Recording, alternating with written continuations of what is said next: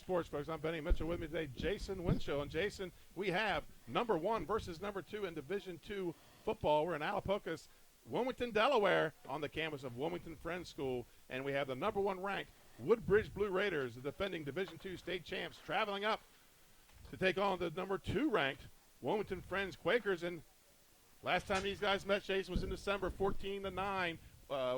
Woodbridge takes home their first state title in football. What do we expect here today? I expect another close game like that meeting in December. It was a really competitive game. Both teams did well offensively. Both teams did well defensively. And it was a really tight championship game. And that was after coming off a Week 3 blowout by Woodbridge. So, to tell you one thing, Woodbridge does not play good on Saturday afternoon. Last year, almost ruined their undefeated season down in Laurel. They ended up winning on a late pass play to Brewer. And let's talk first about our Dream Scouting Report, or Scouting Network players to watch. And here we go talk a little bit about these two gentlemen from Wilmington Friends. Number 1 being number 15, Nick Soteropoulos, and number 10, Quentin Maccabee. Yeah, they're both explosive running backs. Friends likes to use a 3-headed monster in their backfield. Those two lead the team rushing. They both had 2 touchdowns in last week's win against Academy of New Church. They played 2 games and outscored their opponents 84-7. So this team can score.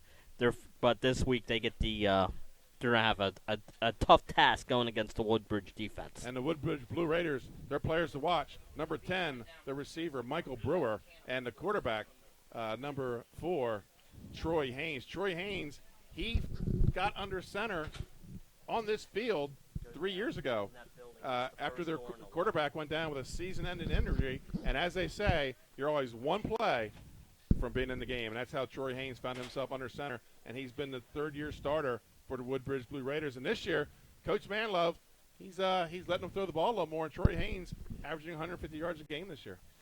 Yeah, and he had Benny, he had a good game in that state championship game. He completed that, I believe it was like an 82-yard touchdown pass in that game. Mm-hmm.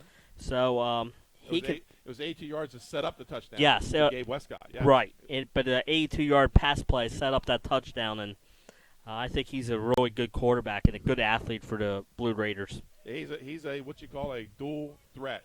And folks, our turf report, our Green Blade Irrigation Turf and Care turf report. Playing on a grass field today. It looks like an athletic mix. I'm not sure. I don't think it's a Bermuda, but it's kept low cut. It's dry. It's going to be pretty fast for grass service today. Yes. And we have a hot, high 80s. I think 87 degrees I last checked.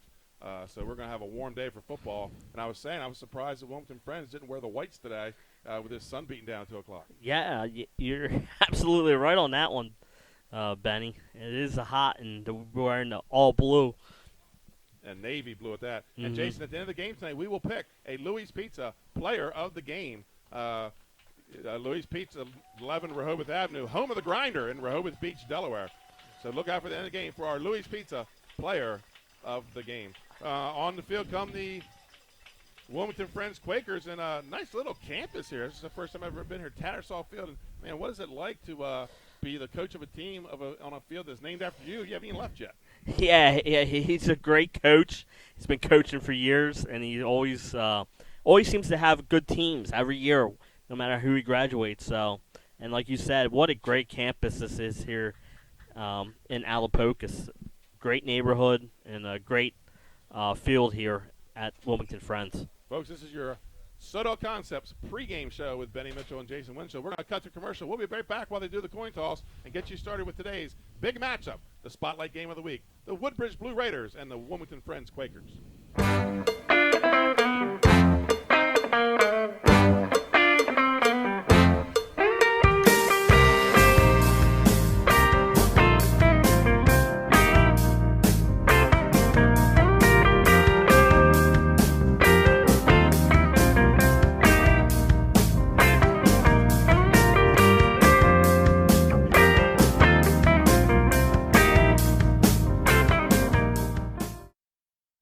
Hi, I'm Scott Kammerer from Solo Concepts. Today we're at Lupo Italian Kitchen on Rehoboth Avenue, open 7 days a week.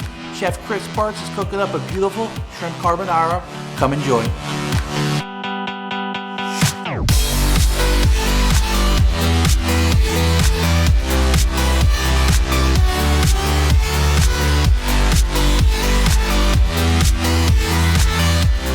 Lupo Italian Kitchen in downtown Rehoboth Beach. Chef Chris Parks has you covered. Come check us out. And welcome back, folks, to Wilmington Friends High School.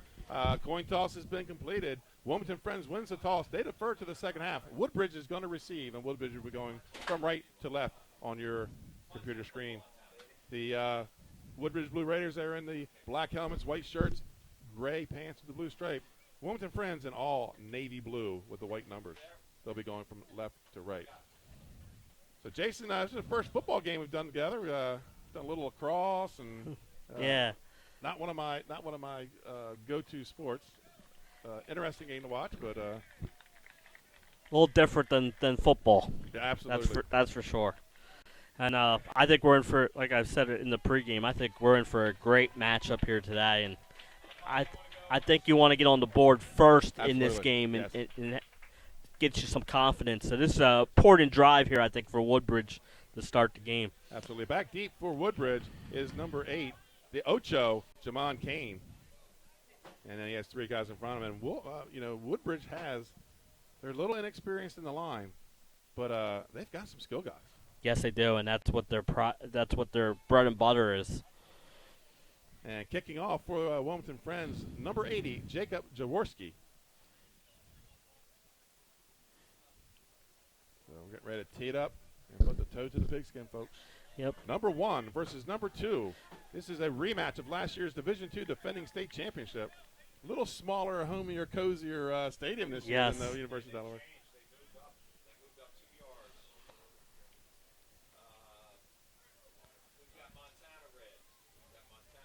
Waiting for the whistle, folks, and we'll be off and running.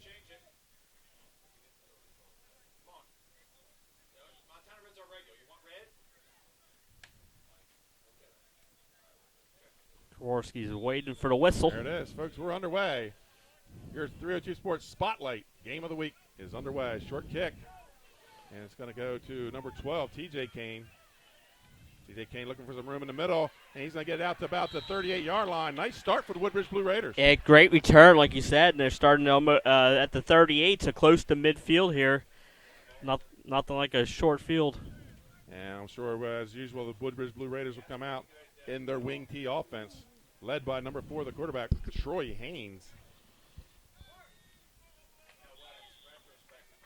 They break the huddle with both Canes in the backfield, Jamon and TJ.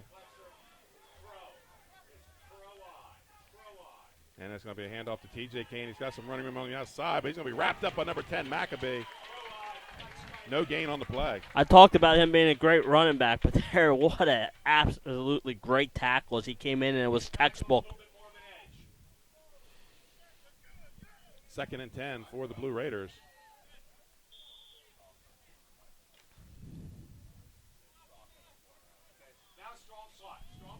And they're going to go slot to the right side, far side. And it's going to be a handoff to the fullback, Kane. And he plows ahead, picks up maybe 2 yards on the play.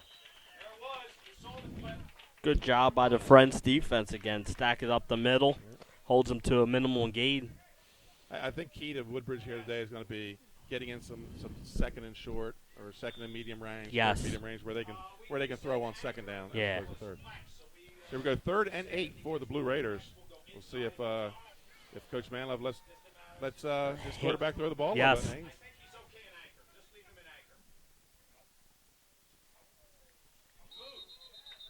Looks like we're going to get a procedure on Woodbridge. That brings up a 3rd and 13. So 3rd and 13 for the Blue Raiders. I think we're definitely going to see a passing down here. Yes.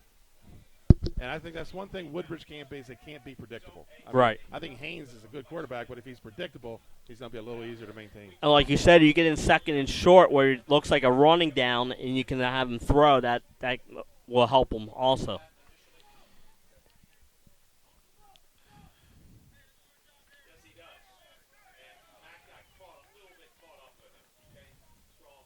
Third and 13 for the Blue Raiders. And there's a counter with Ocho with Jamon Kane. He's going to get it out to about the 45-yard line. It's going to bring up a 3rd and 4.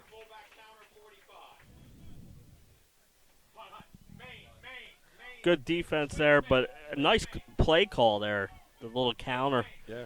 was able to get most of the yardage back, but Friends holds them and On the punt, number 24, Dylan Rust.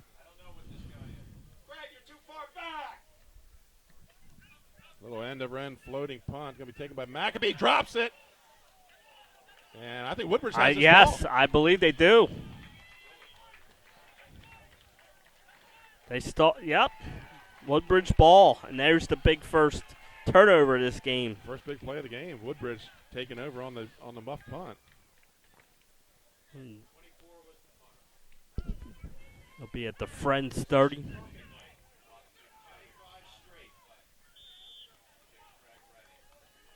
Let's see if the Blue Raiders can capitalize off this great field position here. So first and 10 at the 30-yard line. So Kane still in the backfield. That's going to be Jamonka. No, it's going to be, pulls it out, throws it down the middle. It's got Gabe Westcott. Touchdown. 30-yard touchdown strike. And what a great play call there to fake, and it was a nice throw by Haynes there and to Westcott and a 30-yard strike. That's the fourth or the fifth Westcotts in this family. Gabe Westcott had three brothers previously played for the Woodbridge Blue Raiders, and he's got one, I believe, might be in middle school now.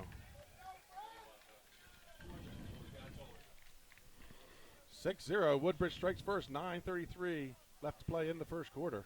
And you said, Jason, it might be key to score first. Yes. And take advantage of the turnover, and that's a good play call right after the turnover. And we've got the kicker for getting the block.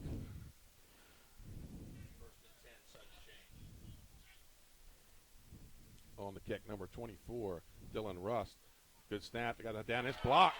Good That's job number there by the 84, Friends. Joshua Payne. Great penetration. Came right up the middle and blocked the kick.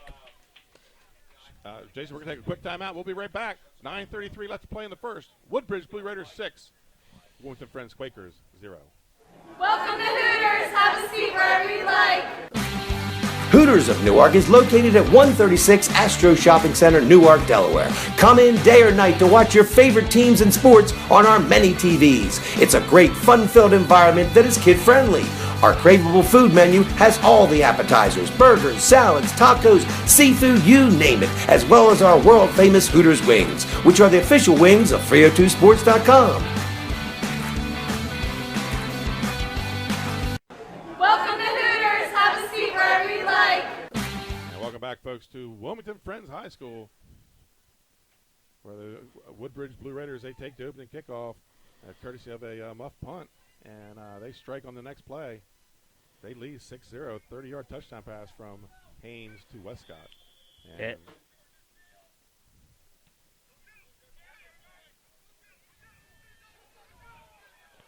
this is number 32. Oh. Peyton McNeil with the carry. He's going to take it out to about the 24-yard line. Yeah, he lost his footing there and slipped to the turf. It looked like he had a little room in front of him, but he was able to keep his feet up. But good job, and Friends is deep in their own territory to start their first drive, and they have a transfer quarterback from Caravelle, Wyatt Nelson, behind center. Yeah, he played most of last year up until, the second game of the state tournament. Yes. He played a little bit there, too. So here we go. First and 10, Wilmington Friends at their own 20, we'll call it the 28-yard line. It's going to be a handoff to McAbee on a sweep around the left end. Nothing there.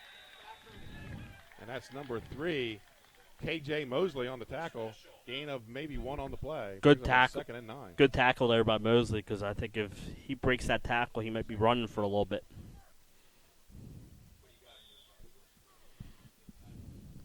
Yeah, going back to that kick there, Jason, when the line has to stand and wait for that block to get on the field, I think that has a lot to do with things like that happening. Yes. You get kind of relaxed and complacent. You've been waiting. Mm-hmm. Here we go, 2nd and 8 for the Quakers. Nelson under center. Motion coming to the near side. It's going to be, pulls it out, looking for a pass. He's got a man open. He's going to step in front. And both sides want a flag on the play. And they're going to play on. It was 6-on-6 there. Right. And Third and 8 for the Quakers. Key third down here for the Friends' first possession. Thought a nicely thrown ball there by Nelson on that one. Nice.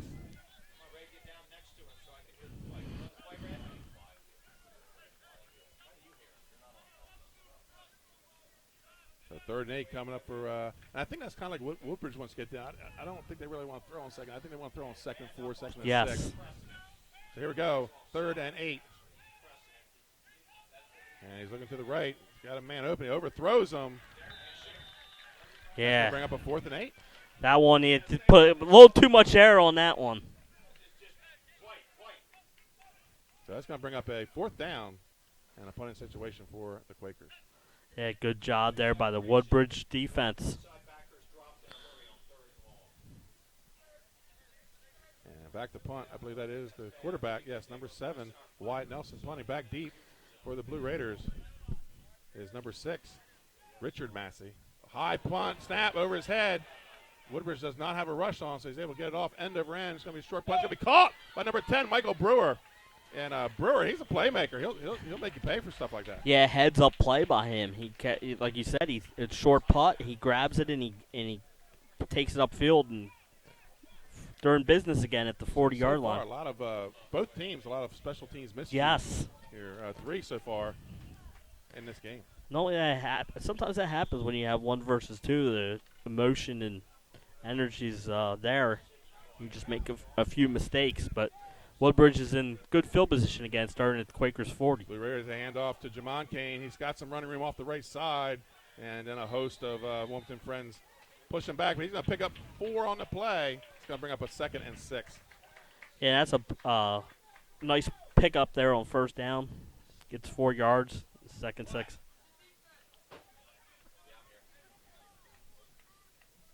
So Coach Manlove playing a little conservative. He does open it up one time, and they strike on that Yes. post pattern. And those are the plays that you have to make in this game. You have to make a big play. Power eye. And it's going to be a handoff to T.J. Kane, and he's going to pick up about 2-3 yards on the play. He's going to call it pick up a 3, and that's going to bring up a 3rd down and 3.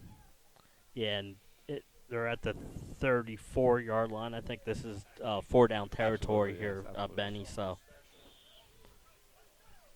you know, the Woodbridge this year, like we talked about, they got a lot of skill players. They got skill players all over the place. Inexperienced line. This is a big game for their line today. How they can handle it, because this is a big Wilmington Friends front 3. Yes, they are. Power eye again, and it's going to be a handoff to Massey. He's got the 1st down and some more. Richard Massey with the 1st down off the right side. So it kind of looks like Woodbridge has found something over there on that right side that they can maybe exploit here, Jason. Yes, absolutely. And he hit that hole pretty fast. It was in there, and then he fought at the end for a few extra yards, and big 1st down here for Woodbridge. 1st and 10 at the 29 for the Blue Raiders. Yeah, well, they throw on 1st down again. This is where they struck them last time. So. Yeah. But they're in that power eye still. And that's going to be a handoff to the stem back. That's Michael Brewer. Stiff arms, pushes ahead. He's going to pick up about a yard, maybe nothing on the play. A good job by the Fred's defense stringing that out. Like you said, Brewer is a playmaker. And they're going to give him a yard on the play. 2nd and 9 for the Blue Raiders.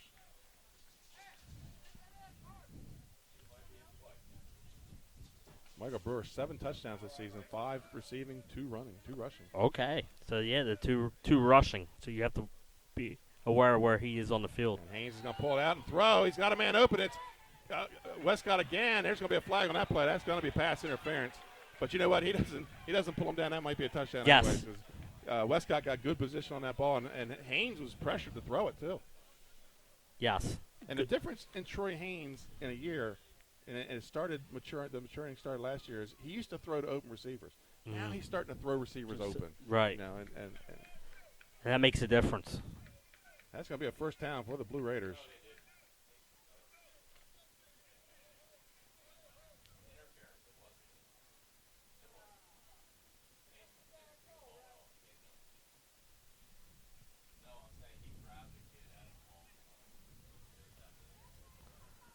And that puts it at the 15-yard line, 1st Ben? down at the 15. So I think you're going to see the Raiders just try to punch it in from here. Their running game is After that first drive, they've been running pretty effectively. and it's going to be a handoff to Kane. Cuts it up to the inside the end, and he's going to pick up about 5 on the play. That's going to bring up a 2nd and 5 at the 10-yard line. Yeah. If you can get 5 yards a pop on the run, I'd take that all day if I was Woodbridge. And you said it's their line play. Right. Yeah, that's where they're going to have to gain Yes. experience between now and the end of the season. And this is a good test for them because I think Friends has a good defensive line. 2 good tests in a row. Yes. A big Dover team last week. So here they go, 2nd and 5.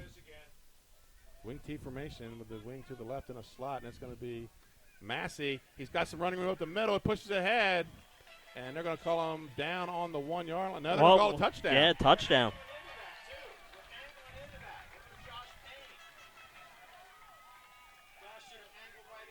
A good job there by Woodbridge. Touchdown, Richard Massey. They're taking advantage of the short fields, Benny. That one, a Yes, 40-yard drive. The one after the turnover, a 30-yard Huge drive. play by Brewer on that Yes. punt to take that chance to get that ball. He looked around, saw he had some room. And they're going to come on. They're going to bring the kicker back on with a 12-0 lead.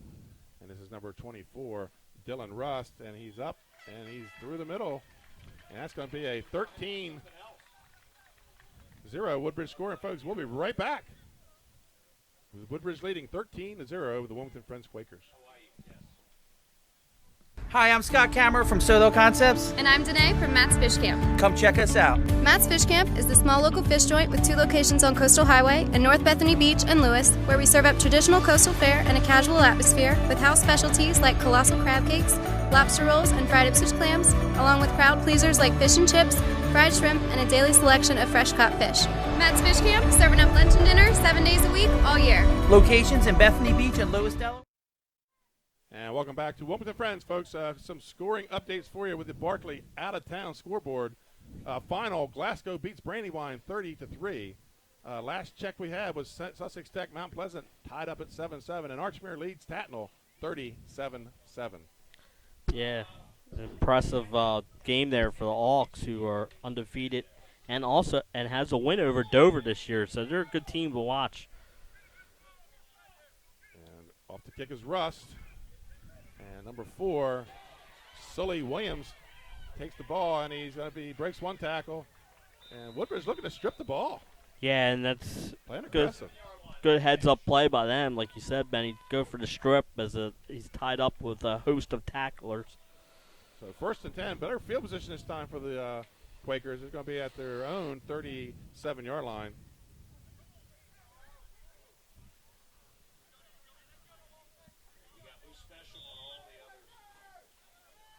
5:21 to go here in the first quarter. The first drive, Friends threw the ball twice and ran the ball once. So that would be a good play if Woodbridge can keep them doing that all game. That's fullback dive and nowhere to go. Number 15, Nick Soteropoulos. Hopefully I'm pronouncing that correctly. A gain of 1 on the play. 2nd and 9 for the Quakers. His first carry of the game, and good job there by the Woodbridge defense holding him to 1 yard. He is a dangerous runner for the Quakers.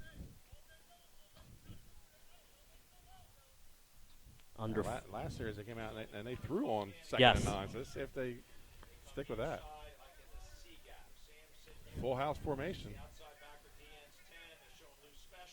And he's going to drop straight. A 5-step drop. Has a man down the left sideline. He's going to be overthrown. That was number 6, Will Davis. He had a step on the defender. Yeah, a little too hard on the throw, but man, he throws a good ball, Wyatt Nelson. Yes, he does. And little rough start for him, 0 for 3 here early in this game, but Woodbridge has to watch him because he will throw. Right. It's going to bring up a 3rd and 9. The Friends line giving him plenty of time. Yes, Right now. he is sitting in the pocket.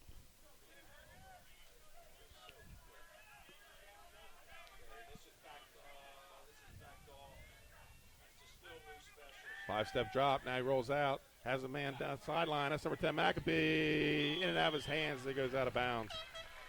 And into double coverage. Yeah, with Westcott and Massey.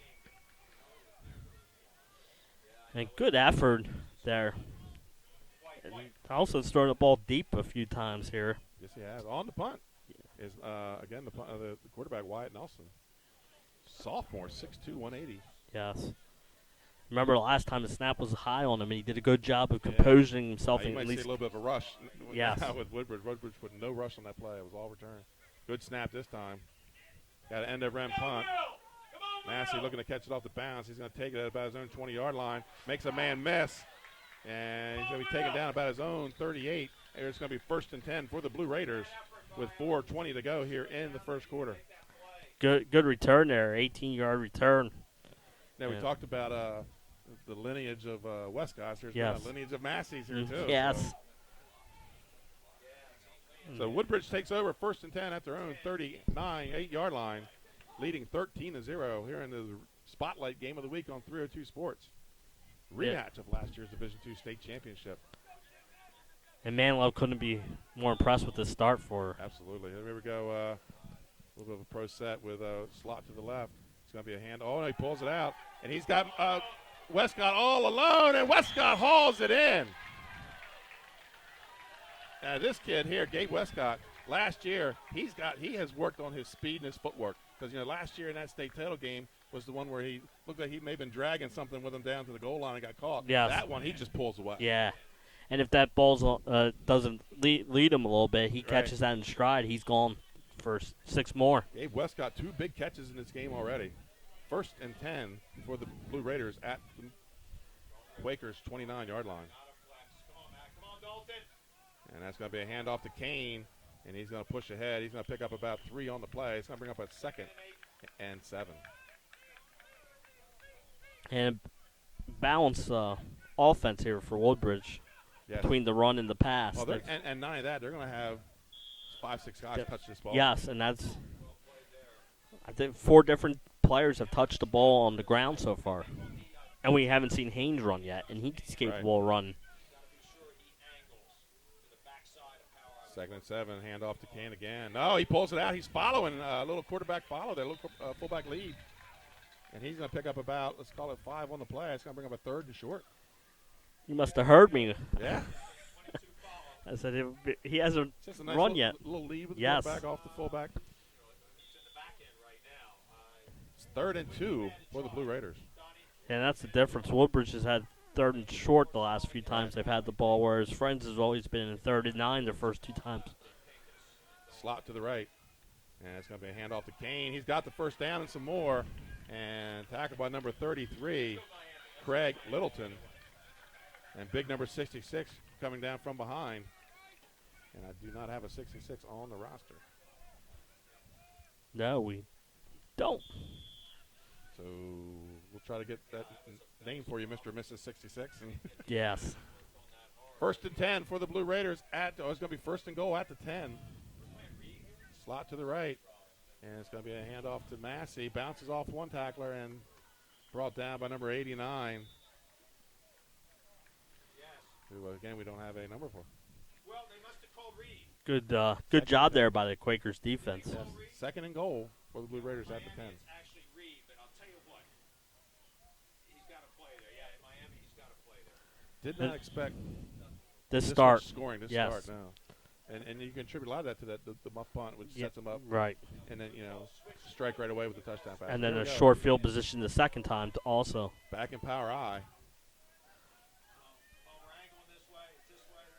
This is a big stand I hear for the Quakers defense early in this one. A little confusion here with the Blue Raiders trying to get set up. And they're going to call a timeout. And we're going to take one with them, folks. Your score with 1:50 to play in the first quarter. Woodbridge Blue Raiders 13. Wilmington Friends Quakers 0.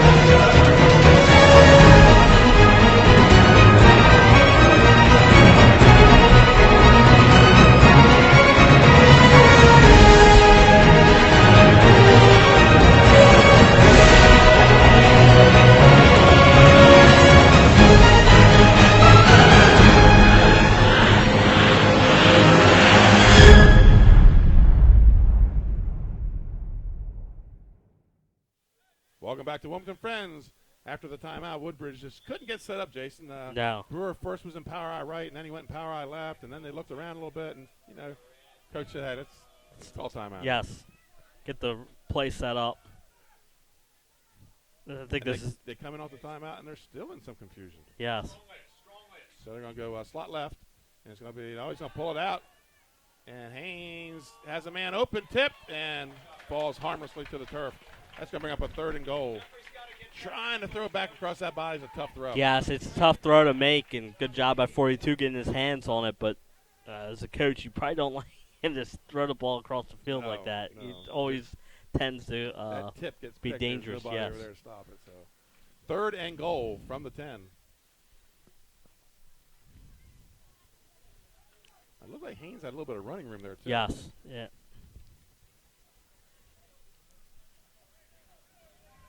Break the huddle with the wing T formation with a slot to the right. And Haynes is going to roll out. He's got, thrown too low into the dirt. That's going to bring up a 4th and goal from the 10. And on comes the field goal kicker.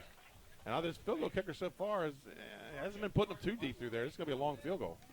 Yeah, it's going to be about 27 yarder. And they have to do a And one extra point got blocked. Blocked, right. That was waiting on the exactly right, Benny.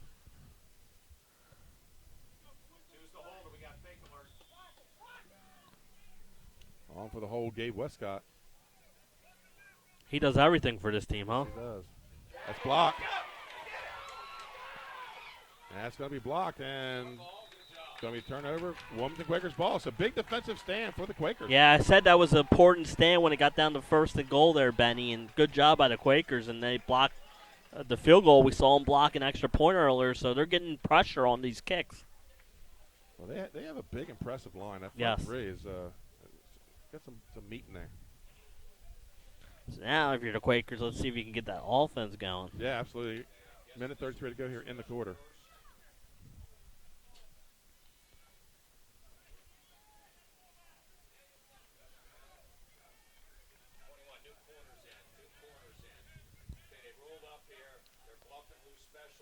Fakes the dive. Option's going to keep it. Turns it back in. Nowhere to go. Maybe a gain of 1 on the play. Yeah. Wyatt Nelson holds that ball. Looked like they were going to do like a pitch play, and he kept it. That was an option that probably should have been pitched. Right. 2nd and 8 to give them a gain of 2 on the play. 2nd and 8 from their own 18-yard line. And the Blue Raiders, their defense has been good so far the first 3 series. Doing a good job on this Quakers ground game. Quick 3-step drop. There's out to 6, overthrown. Looking for Will Davis on the quick out pattern. He's been high on his throws early in this game. He's yes. a little jacked up early in the game, It brings up another 3rd and long for the Quakers, though. They need to try and get more on these 1st and 2nd downs so they're not always in 3rd and longs, Benny. Makes it for a long game. Absolutely. 3rd and 8 for the Quakers at their own 18-yard line. But like you said, he's had a lot of time to throw the ball back there. So yeah, he's not been under pressure at all. Not like the front four of Woodbridge brought last year. No. And here comes a blitz by the Blue Raiders. And McAbee. What a good play call. And he's not going to get caught from – oh, wait a minute. He's pulled up. He pulled up right about midfield. Yeah. It looks like maybe hamstring or hip or something. Yeah. Yep. But I like that play call, Benny. Little Great trap. play. Little Yeah. trap play there, yeah. Now the hard part's finding out how many yards that was. It was at the 18. So. Yeah. Yeah, right about midfield, 50, Yes. 45. He pulled up. A little lame. And we're going to take a timeout with him, folks. 13-0 with Wilmington Friends threatening.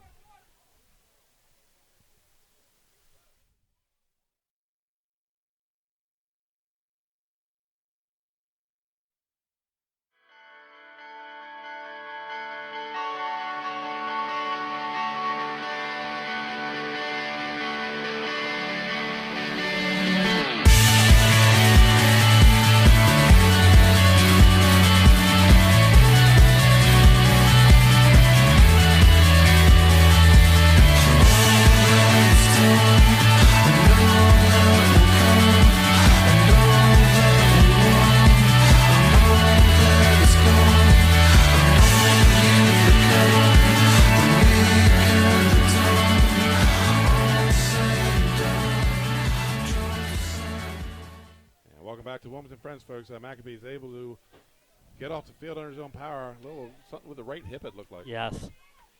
Something more. Hopefully he's okay because he's a big part of the Quakers' Absolutely. offense. 43 seconds to go here. Wilmington Friends threatening. Full house backfield. 3-step drop. Has the man open on the out. Broken up again by Westcott. He's all over the place. He read that. Good break on the ball, and he was able to deflect it. It's going to bring up a 2nd and 10. They're at the Woodbridge 17-yard line. Already, the Quakers have thrown the ball 6 times already. They haven't completed one, but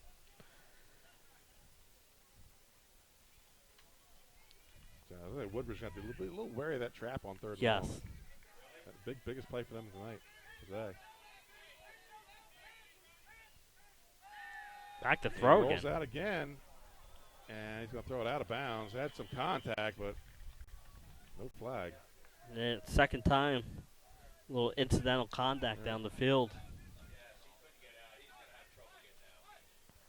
And it brings up a key 3rd and 10 here, Benny. 3rd and 10 for the Quakers at the Woodbridge 17-yard line. 26 seconds left here in the first quarter.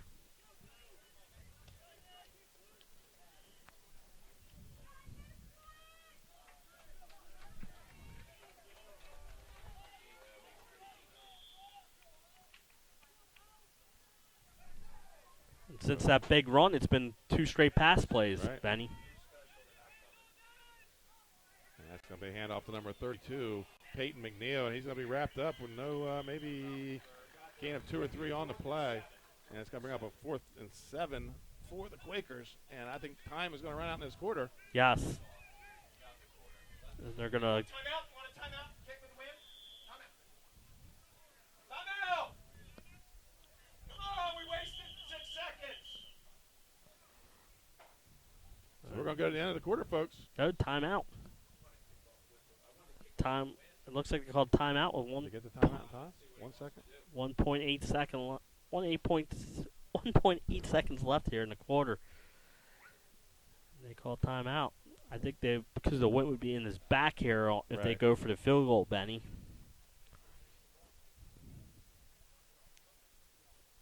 Let's see if that's the option here.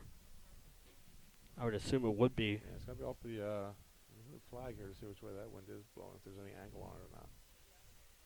So we're going to say right here with the action points, we do have 1.8 seconds left on the clock. So Coach Tattersall does get the timeout in time. So it'll be a 4th and call it 7. And ball marked at the 14-yard line. So that's going to make it about a 31-yard field goal. Yeah, attempt. another. And they're going to go under center. Yeah. So there they go. And maybe the throw with the wind behind them then maybe. Quick step, 3-step drop, looking into the corner and overthrown. Tight coverage here by the Blue Raiders. So, folks, at the end of the first quarter, Woodbridge 13, Wilmington Friends 0. Hi, I'm Scott Kammerer from Soto Concepts. Today I'm at Northeast Seafood Kitchen in Ocean View, Delaware, and Chef Alex is going to cook up his apple crisp. It's going to be awesome. Come check it out.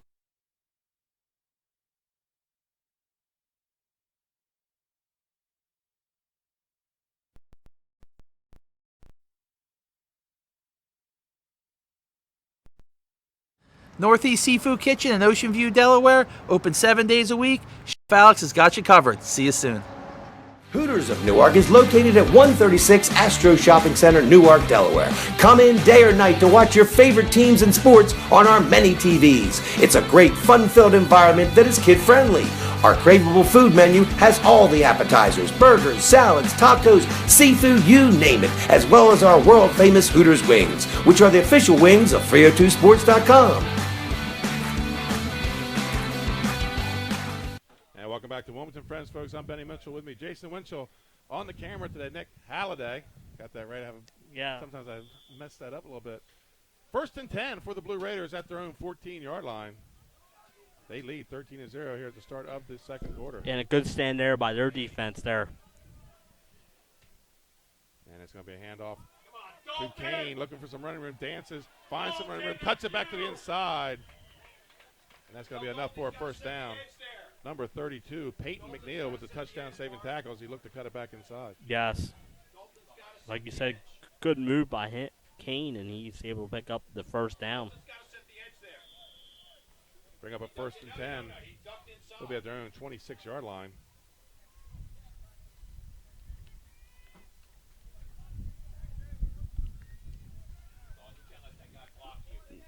Haynes comes back under center.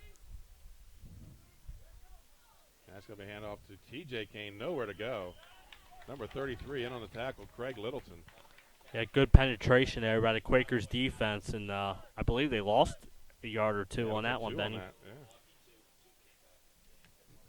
That little counter trying to come back away from the slot, and yes, they fill the hole and nowhere to go. Yeah. Brings up a 2nd and 12 for Woodbridge. They lead 13-0, 11 minutes to play here in the half. Now it's the Quakers who have the field position. If they can hold them down here and get good field position.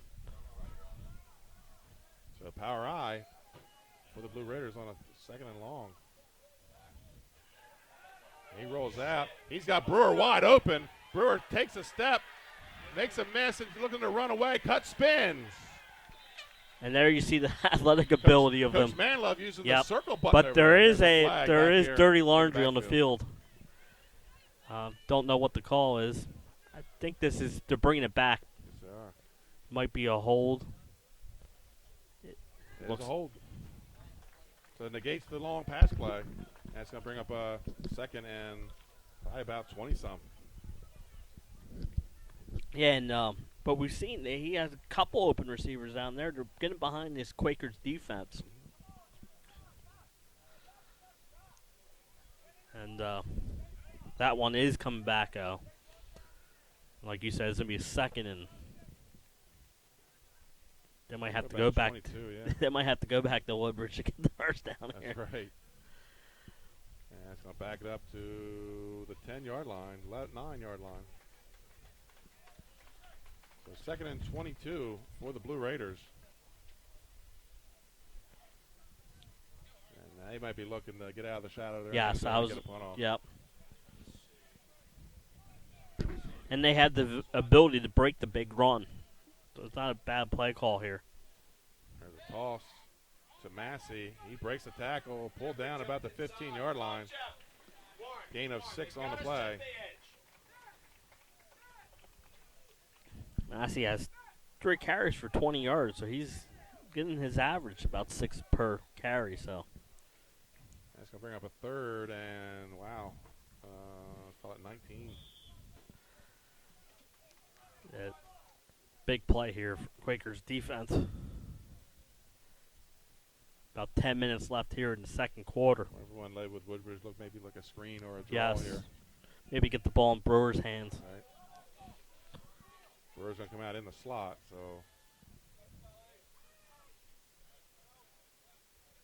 Then that's going to be, he's going to pull it out, and he's under pressure. He's going to get sacked. Oh, fumble. That's a fumble. That's a fumble. And they're going to have the ball about the 2-yard line. Was not a smart play by Haynes. It looked like he maybe was trying to throw it to get rid of the sack, but he throws it, and that ball's going to be recovered about the 2-yard line. Big play for the Quakers. Yeah. And a good job by the Quakers. They were in there. He had no time to throw the ball there. Great pressure by the Quakers offense. And now they're in business at the 2-yard line. And we've seen how the turnover hurt friends early in the game. Absolutely. Now they see if they can take advantage of this Woodbridge turnover. Yeah, the big holding penalty followed by the sack there with the fumble. And it's going to be a different ball game here in a matter of seconds. So 1st and goal at the 3-yard line for the Quakers. There's some confusion. He's under pressure. He almost throws it away himself. Yeah. Hey, this is really important. Take a timeout and get it organized.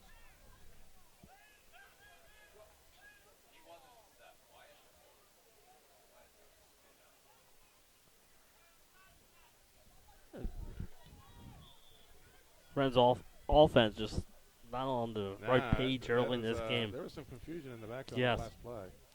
So that's going to go down as an incomplete pass. And I tell you what, T.J. Kane almost got to that Yes. ball. He kind of, like you said, he was just trying to get rid of it. And the only guy near him was laying on the ground. See big 84 Joshua Payne in the backfield. And going off the left side is what?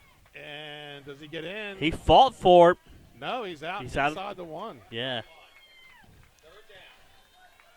Brock Keeler comes up and lays a big hit, keep him out of the end zone. That's going to bring up a 3rd and goal inside the 1. Yeah, he was fighting for it, but like you said, good job of holding them up. 9:23 left here in the second quarter. 3rd and goal from about the half-yard line, Benny. Quakers in business, looking to score here and close this to a 1-score game. Plenty of time left here in the half. 9:23 to play in the first quarter. And full house backfield again. Really should be running Josh Payne here. And it's going to be a handoff to Stropoli. He doesn't get in. No.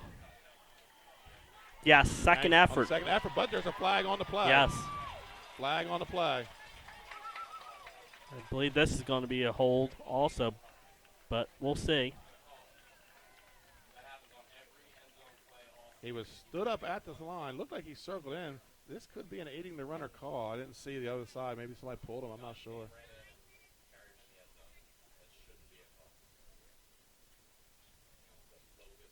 Aiding the runner. Yes. So that's the negates the touchdown.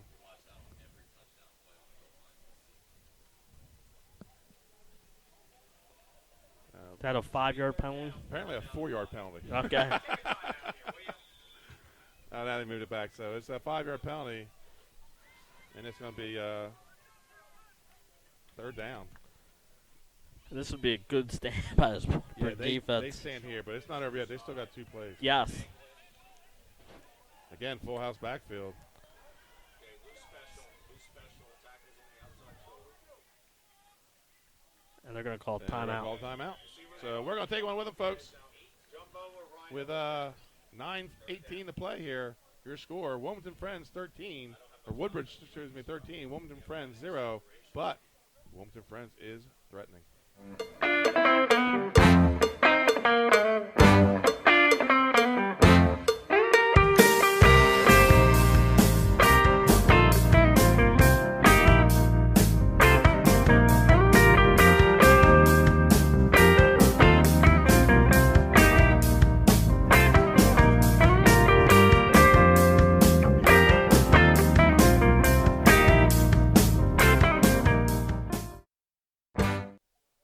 Welcome back to Wilmington Friends, folks. Coming off the timeout, Wilmington Friends takes a timeout there. I think an important timeout, Yes. Jason. They want to score here. They look like they got in, and then they get the aiding the runner call. Now they're back to the 5-yard line. They still have 2 downs to score. Yes. And back the Quakers come onto the field. A score update, Benny. Archmere 50, Tattle 7. Wow. Late in the fourth quarter in that one. And back to that T-Buck full house backfield. And looks, that ball throws high in the air. It's going to be picked off. And runs it out. Maybe ill-advised. Yeah, I was going to say you might want to take the touchback, but it looks like he did get out, Benny, to about the 2-yard line. 2-yard line. But a big stand there by the Woodbridge defense. It looked like the ball slipped out of his hands on that throw. I think that was a slip, and it was just the wrong place for it to happen. A little pop fly drill there for Yes. Kane or Massey, excuse me. Next time we get down there, Josh Payne should be the fullback. So 9:11 to play here. Ball on the looks like they're about the 3-yard line. 1st and 10 for the Blue Raiders at their own 3. All right, here we go. Let's go. And I think we'll see a run play here to get out of their own end zone. TJ Kane, I think he's going to lose a yard. Yeah. This Maybe. Quaker defense has been better the last Playing 2 well, series, yeah. yes. Getting a lot of pressure on. Well, you take away the muff punt, this might be a 0-0 game. Yes. Maybe 7-0. But it is week 3. Yes. These things are going to be ironed out by Yep. December. Mm-hmm. And we could very well see these 2 teams again in Yeah, a December. lot of football to be Played, played. We could yes. be seeing these guys again late in the season. 2nd and 10 from their own 3. And that's going to be, looks like Brewer, and there's nowhere to go. Yeah, They look. lost the lane. Maybe that's definitely no game. That was Brewer on the carry. Brings up 3rd and 10 from their own shadows of the end zone. Their own 3-yard line. And the way the Quakers have been getting pressure might be a Might want to come after the punt. Yeah. It's going to be a short snap. Oh, who are we going to put? God, I'm using tape for that. Put Sully back. Put Sully back for Q. Caden will do it. He'll be open. 3rd and 10 from their own 3. So Woodbridge, who moved the ball well in the first quarter, can't get anything going here in the second quarter. They power I formation. And he's going to roll out. He's got Brock Keeler open. He just can't get turned around. So that's going to bring up a 4th and 10 from their own 3. He had a step on his defender. Yes, he did. Looked like Tight the throw end, was Brock over the wrong shoulder. And again, being in the own end zone, I think he might have had to get rid of that a little earlier than he wanted He to. had a little bit of pressure on Yes. the right side. And like we said, the punter will be deep in his own end zone there. Danny's not right. Danny's not right. And the Quakers should get good field position. They're even going to go a real short snap here. They're getting pressure on it. Nice floater. Nice high. Called out about his own 35. He's got a hole. And he's going to be pulled down from behind by number 5, Corey Hastings. Good return. That's going to take down to the 20-yard line. So, again, 7:35 to go in the half, and the Quakers are threatening again. Yeah, and it seems like this game changed. In the first quarter it was Woodbridge getting the short field. Right. Now it's the Quakers' turn. They need to take advantage of this of the short field this time. 1st and 10 for the Quakers at the Woodbridge 20-yard line. 7:33 to play in the game. Woodbridge leads 13-0. So what looked like it was going to be a high-scoring game is Yes. down here a little Yep. bit in the second quarter. The team's defense has been outstanding here in the second quarter. Yes, I think we should. They're playing 9 up pretty close. He's been bluffing, but he's staying. And fake the dive. He's got it caught. And that's going to be a first down inside the 10-yard line. Okay, first and goal. First and goal 9. Yeah, good job there, and that's the first completion of the day for Nelson. He threw that one right on the money. And now they got 1st and goal again at the 9-yard line. 7:17 left here in the second quarter.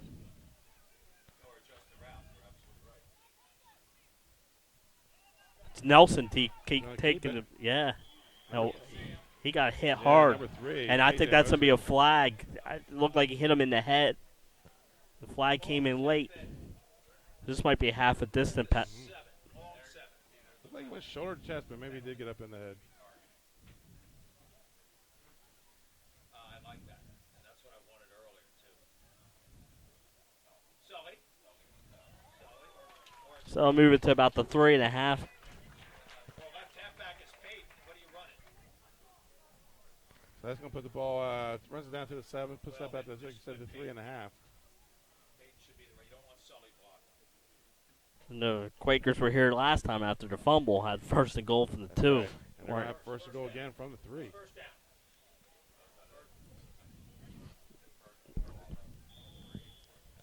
See if they give it the big old 84 there in the backfield. Long Joshua Payne. Second quarter here. Yes. So we still saw Luke special there. 1st and goal from that. Looks like they're going to call it the 4 for the Quakers. Okay, it's still Luke special. The ends are pretty wide. You got to I said they were going to give it to 84. 84. Yes. Joshua Payne, touchdown. And then a late flag, 3 of them. There's going to be some kind of, this could really change the extra point because I think it was after the score. Right. Or do you take it on the kickoff? Yeah, if it's on either team, if field position.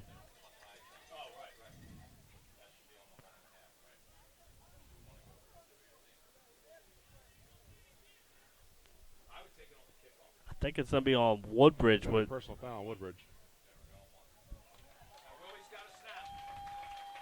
and then if you take that on the kickoff, Benny, then all of a sudden they're kicking on Woodbridge side of the field. They could get another good field position in their favor. On the kick, number 80, Jacob Jaworski.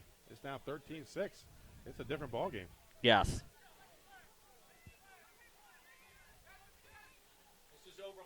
Overlap ricochet.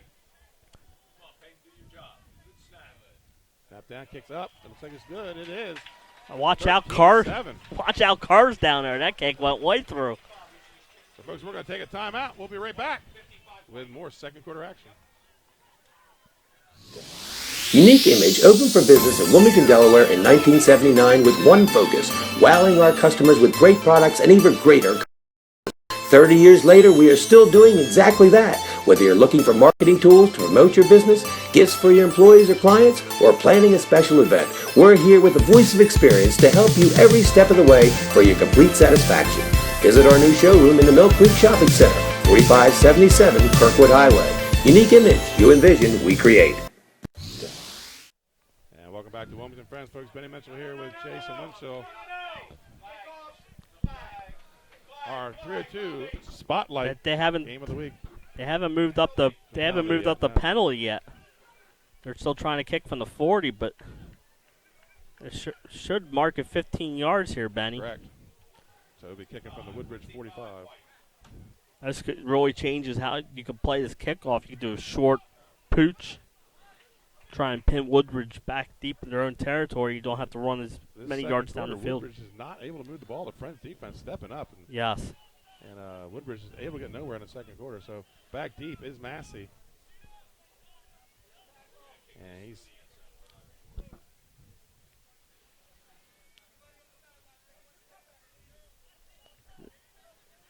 He might kick this one into the end zone. yeah, Danny. just kick it through and give him the ball at 20. Oh, it's a short kick. He's going to catch it about the 3. And Massey trying to get to his wall. He's got there. And he takes that across the 25 to about the 27-yard line. Yes. So nice little return for Massey.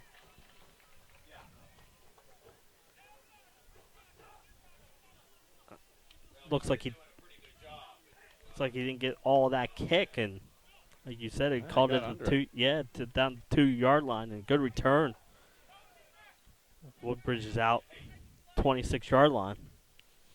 First and 10 for the Blue Raiders at their own 20, call it the 27. If the Blue Raiders, you want to try and get back to that offense you had in the first quarter, Absolutely. Benny. Because the momentum's on the Quakers side here. And that's Kane with the carry. He's going to take it out to about the 30-yard line. Nice power run there by Kane.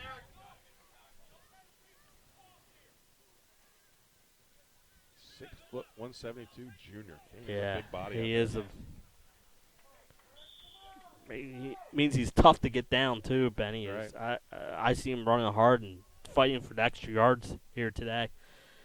He's going to bring up a 2nd and 7. High formation slot to the far side.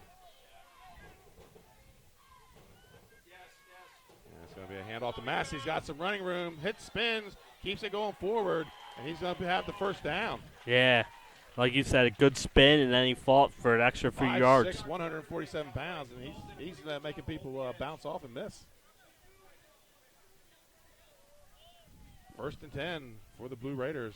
Couple nice back-to-back runs here for Woodbridge on this drive. After about their own 37-yard line. Woodbridge did have the ball first, so the Quakers would get it to start the second half. Yeah, right. And we're going to go, it looks like slot to the short side of the field with a wing T formation. And that's a fake to Kane. He's going to. That's going to be a hold. Haynes is going to have a big run here, but I believe it's coming back. And that's going to be a face mask on that, but no call, no flag. It's 76 for Friends. Daniel Abaya, 6'3", 225, got up there, and they had to hold him. And that's the second big holding penalty to negate a big play for the Woodbridge here in the second quarter. As I bring up first and probably 20. Maybe a little take long. back to their own 27-yard line. It's going to be a first and 20 at their own 27. Haynes' big run is negated. Yes. And we've been kind of wondering when we're going to see Haynes Yes. loose. Yeah, and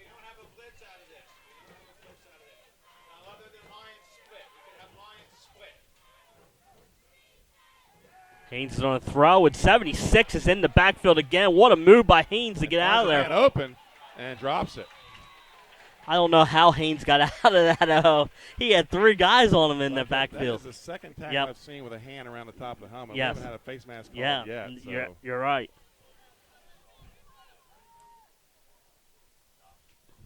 But he just ducks that tackle, and we have a Wilmington Friends player down. That's number 84, the guy that scored the touchdown, Joshua Payne. So, folks, we're going to take a timeout, and we'll be right back with more second quarter action.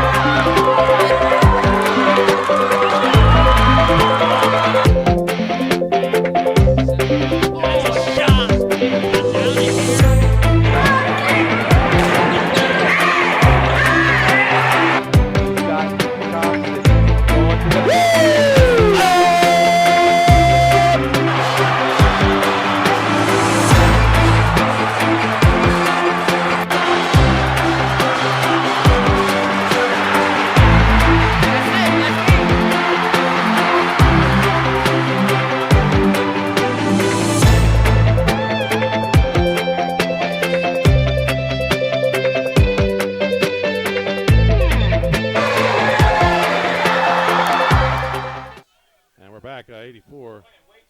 Josh Payne goes off the field under his own power. And probably a cramp. We mentioned about how hot it is out there It's today. week 3. Yep. Guy's still trying to get in shape. And that's a toss to Massey. Follows his blocker, runs into one of them. And number 4 is going to stuff it. Sully Williams on the tackle. That's going to bring up a 3rd and long. Hey, good job here by the Quakers. Their defense has been impressive here in the second quarter, Benny. And this will bring up a 3rd and probably 21. 4:25 to play here in the first half. 13-7. Woodbridge leads. 3rd and 24, actually, Benny. Right. Pistol formation.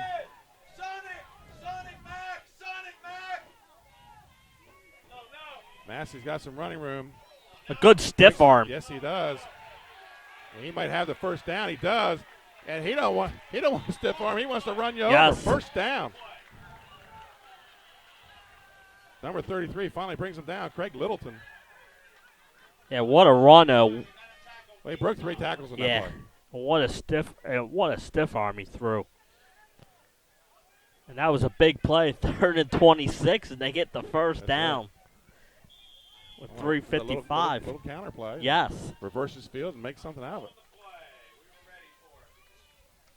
1st and 10. Now they're in Wilmington Friends territory inside the 50. Back to the pistol formation. And he's got Brewer overthrown.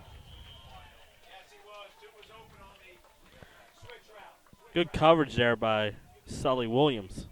A sophomore, 5'8", 120 was back there for Friends.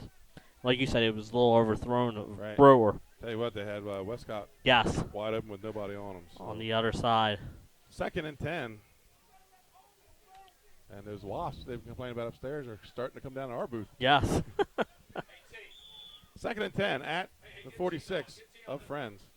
3:33 to play in the half.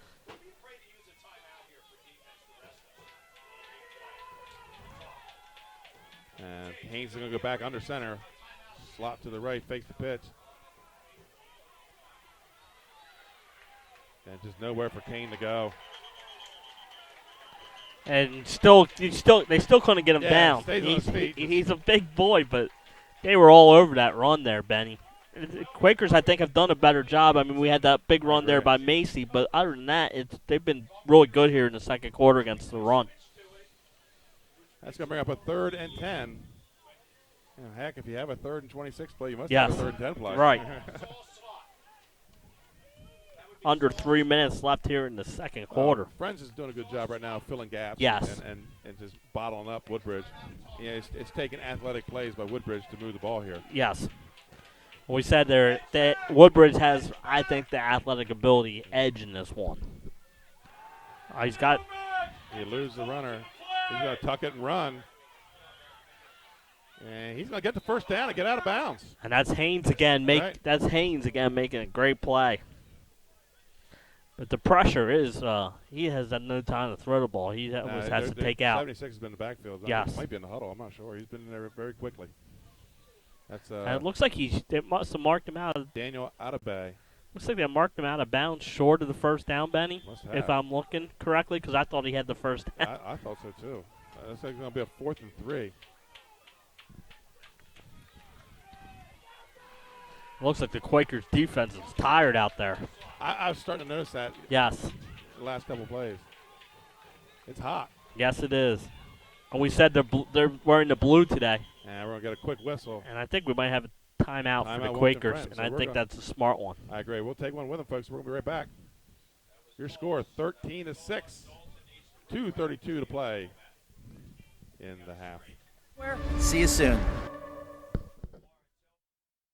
Hi, I'm Scott Kammerer from Soto Concepts. And I'm Danae from Matt's Fish Camp. Come check us out. Matt's Fish Camp is the small local fish joint with 2 locations on Coastal Highway in North Bethany Beach and Lewis, where we serve up traditional coastal fare and a casual atmosphere with house specialties like colossal crab cakes, lobster rolls, and fried Ipswich clams, along with crowd pleasers like fish and chips, fried shrimp, and a daily selection of fresh caught fish.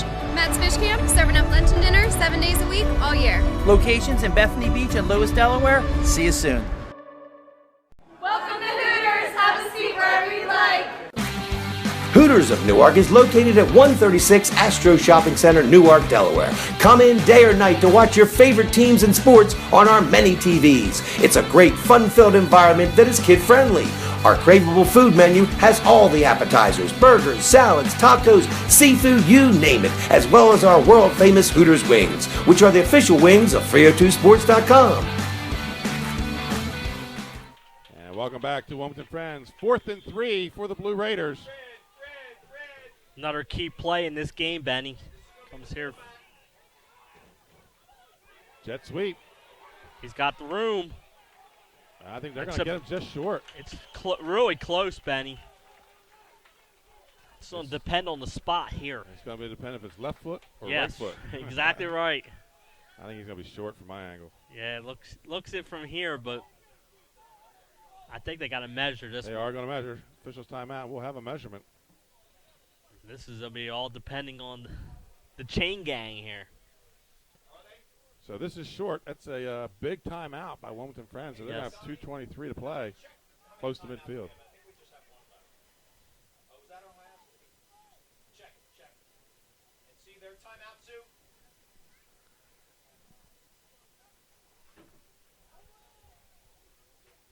And they're going to be short.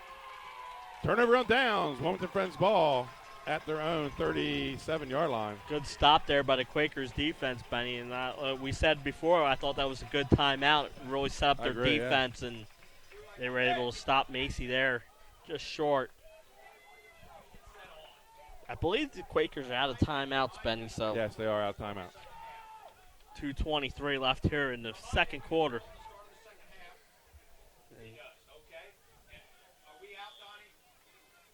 Here we go, 2:23 to go. 1st and 10 for the Quakers.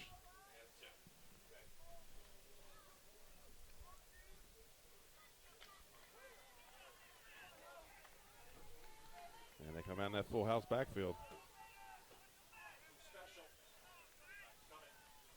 It's going to be a counter coming back with number 4, Williams. Nowhere to go, maybe a gain of 1 on the play. It's going to bring up a 2nd and 9. Yeah, good job there by the Woodbridge defense. I believe they have at least 1 timeout, if not 2 left, Benny. So they get 2nd a and 9. good stop here on second down. They might use one. Right.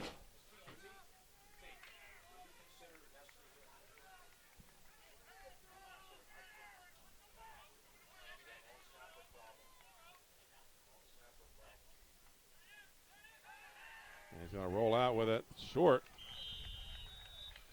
Good coverage there by Woodbridge. Woodbridge is really, playing well to this passing game today.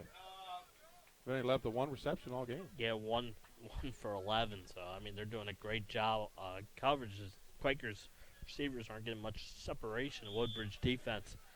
He's even thrown in a double coverage a couple times. So right.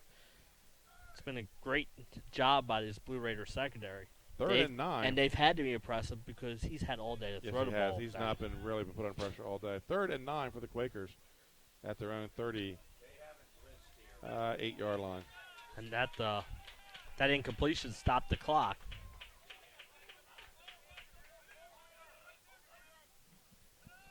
Quick drop back. Looking for the man down the left sideline.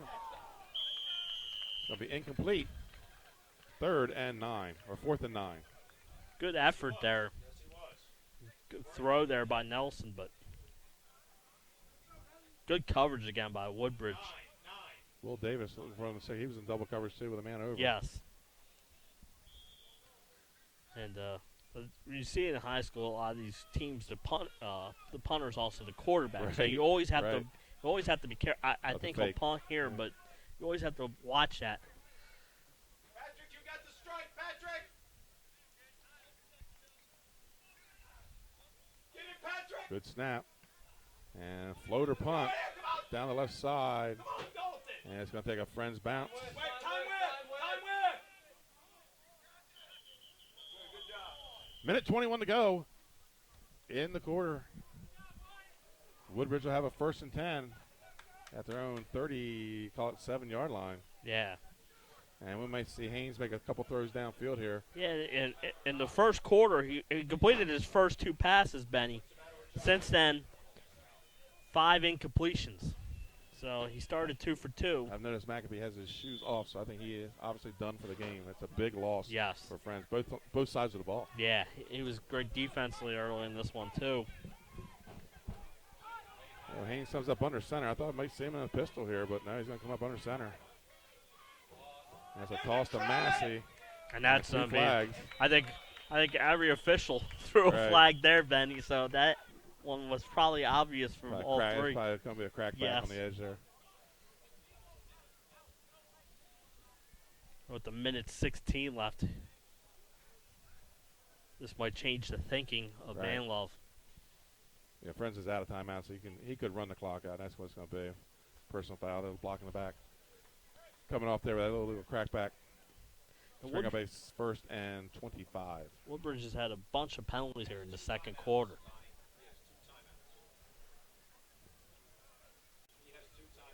Friends will get the ball to start the second half. Absolutely, yes. They deferred won the toss and deferred.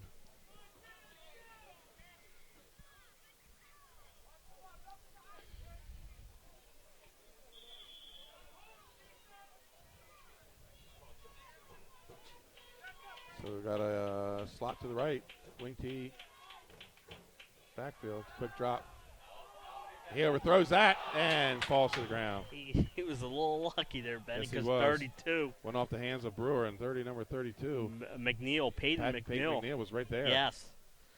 Just couldn't get his body leaned the right way. Yeah. It's going to bring up a 2nd and 25. I wonder if Coach Manlove would just go ahead and run this clock out and I was going to get out of here with especially with touchdown Friends lead. having no timeouts. Of course, the incompletion stops it.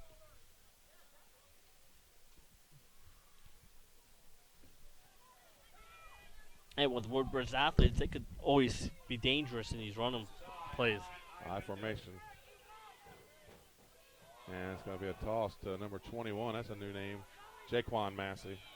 And he's going to get out of bounds at about the 35. But going out of bounds just stops the Right. clock. 3rd down coming up for the Blue Raiders. 3rd, and the way this second quarter's been, this is 3rd and manageable for them. Yes. 3rd and 15. They've been in some 3rd and 30s and some 3rd and 26 and 3rd and 15. It would be Zimmer out of box. We're going Reed out here. We're going Eagle out. 55 seconds left. Oh, trips over number 76.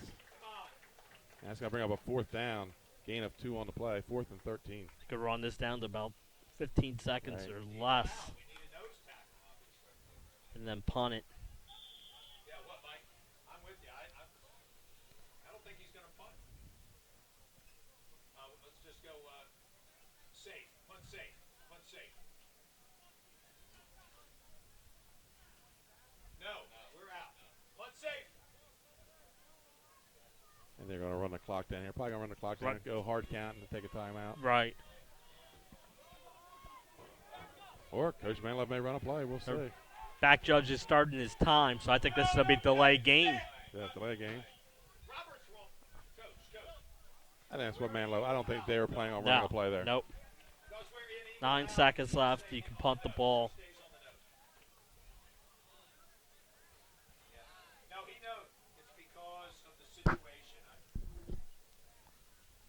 They've got their regular personnel in. They do have their. No, it's regular personnel. Regular personnel. So with 9 seconds left, now we're going to get an official's timeout.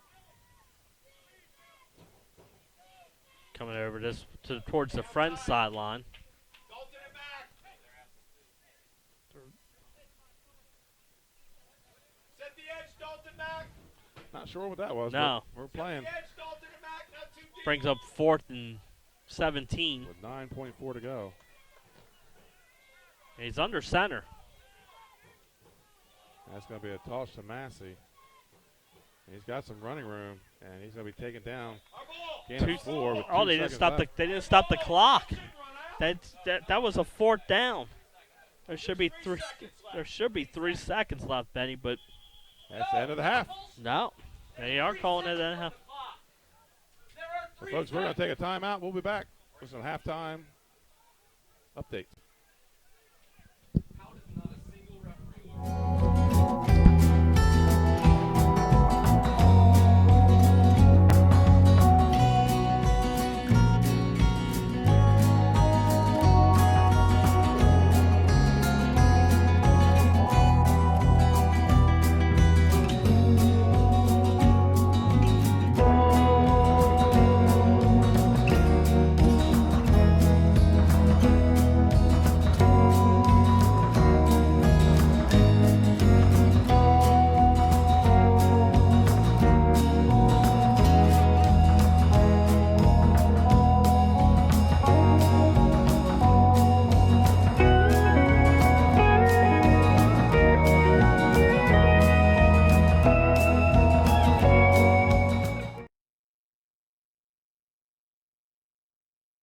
Here's what we got, folks. We're coming back. We'll put 4 seconds back on the clock.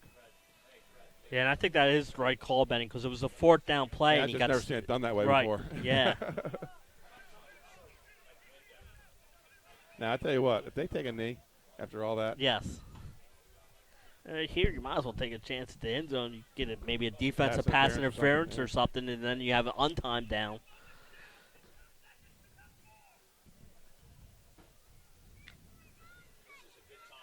so the Woodbridge fans are saying there was 2. Friends fans saying there were 3, and the referee settled for 4. Right. And Woodbridge takes a timeout just to extend this Yes. first half a little longer. Hope you don't have plans tonight. Oh, well, Blue Hens are off this weekend, Yes. so. Yeah, I'm interested to see in this how this third quarter goes, because we've talked. I've noticed here, even right now, Friends looks a little tired. Yes. You know, and like I said, that could be the dark jerseys Yeah. and the hot sun. Who knows? But they've looked a little tired here. But you know, maybe the halftime break they can come out great. You know, maybe Yeah. a good 4 or 5 minute surge and get back in this game or take the lead in this game. And they will be on offense to Right. start the second half, so give their defense, because their defense has been out Be there a interested lot. to see how many plays Woodbridge has run in this game so far. I think it's been a lot. Yeah, it has.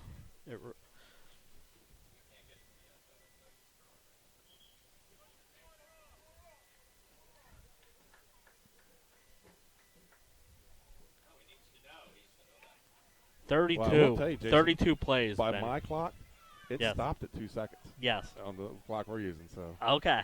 there was I when the kid went down, I hit it. So definitely time didn't run out. So here we go, 1st and 10.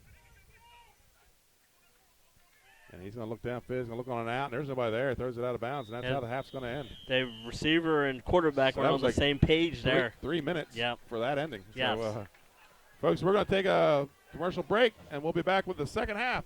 Your score at the end of first half, the Woodbridge Blue Raiders 13, the Wilmington Friends Quakers 7.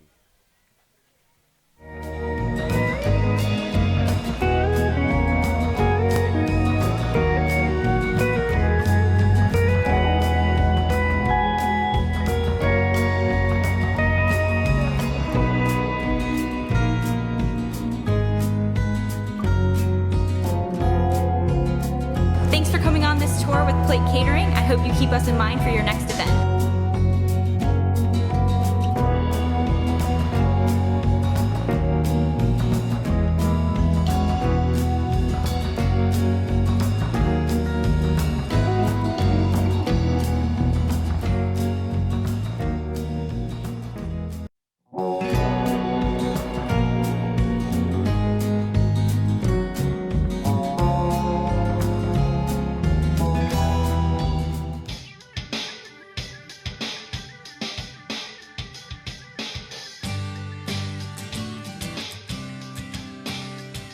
Solo Concepts is the premier restaurant group in Southern Delaware.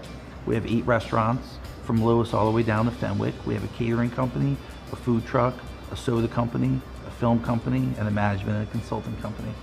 We believe in beautiful, simple food. We like to develop the people we work with, and at the same time we have a little bit of a higher mission, and we're trying to make the world a better place.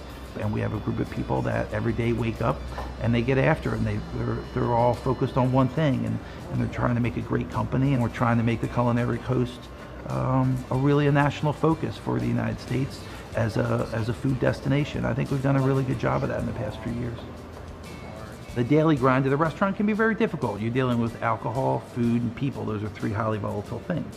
So sometimes it's better to have a little bit of a higher calling, a little bit of a higher purpose, that as a group we're trying to get together, stick together, and be about something. And for us, it kind of gets us through the hard seasons and the hard times that we can rely on each other.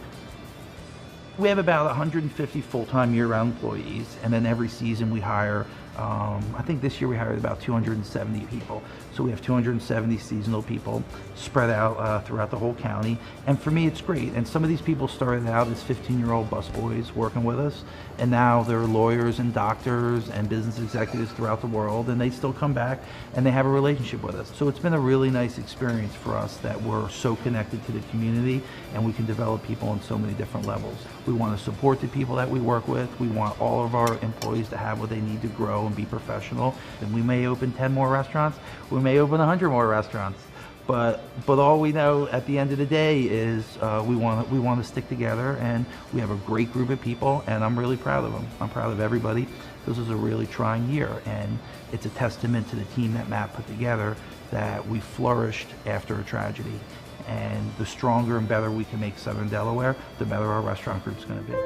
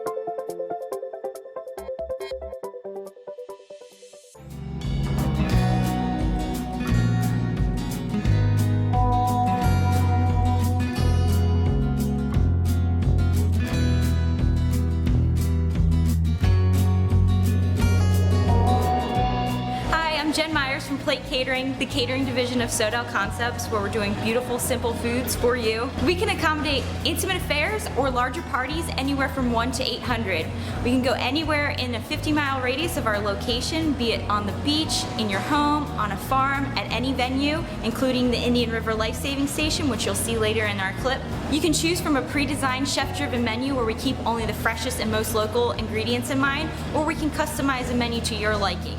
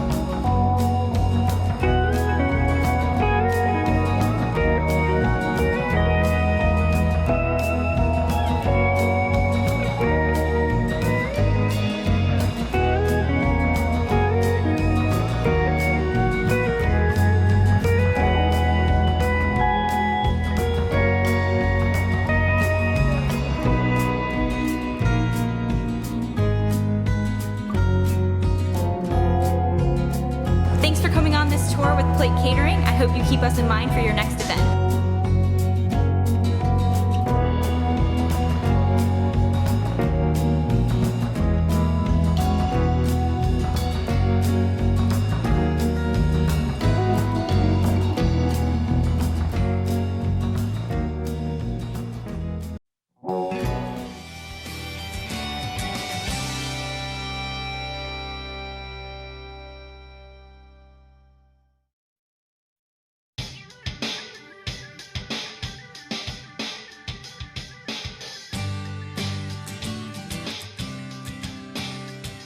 Sodell Concepts is the premier restaurant group in Southern Delaware.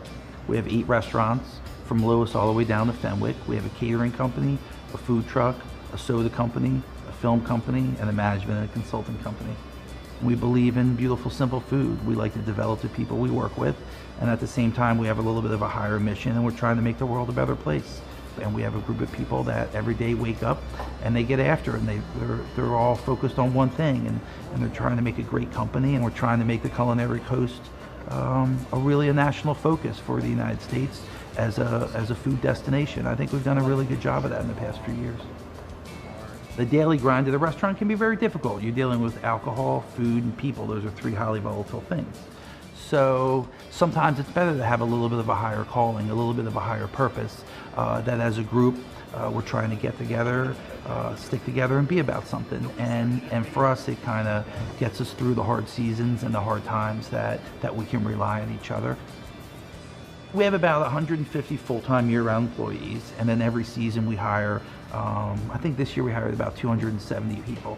So we have 270 seasonal people spread out throughout the whole county. And for me, it's great. And some of these people started out as 15-year-old busboys working with us, and now they're lawyers and doctors and business executives throughout the world, and they still come back and they have a relationship with us. So it's been a really nice experience for us that we're so connected to the community, and we can develop people on so many different levels. We want to support the people that we work with. We want all of our employees to have what they need to grow and be professional. And we may open 10 more restaurants. We may open 100 more restaurants. But all we know at the end of the day is we want to stick together, and we have a great group of people, and I'm really proud of them. I'm proud of everybody. This was a really trying year, and it's a testament to the team that Matt put together that we flourished after a tragedy. And the stronger and better we can make Southern Delaware, the better our restaurant group's going to be.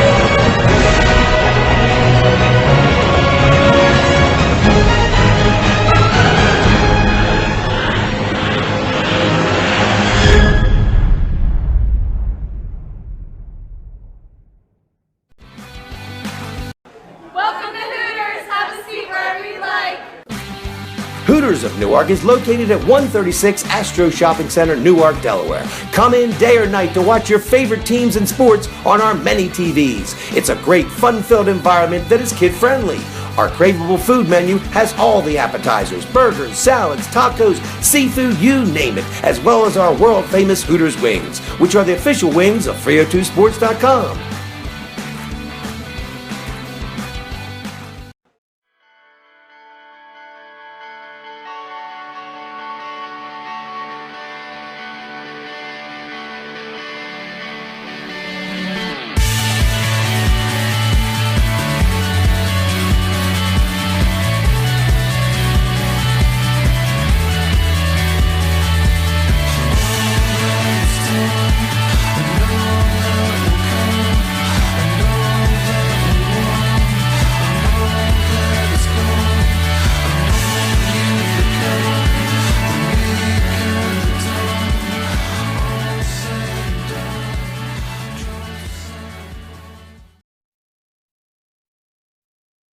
Hi, I'm Scott Kammerer from Soto Concepts. Today I'm at Northeast Seafood Kitchen in Ocean View, Delaware, and Chef Alex is going to cook up his apple crisp. It's going to be awesome. Come check it out.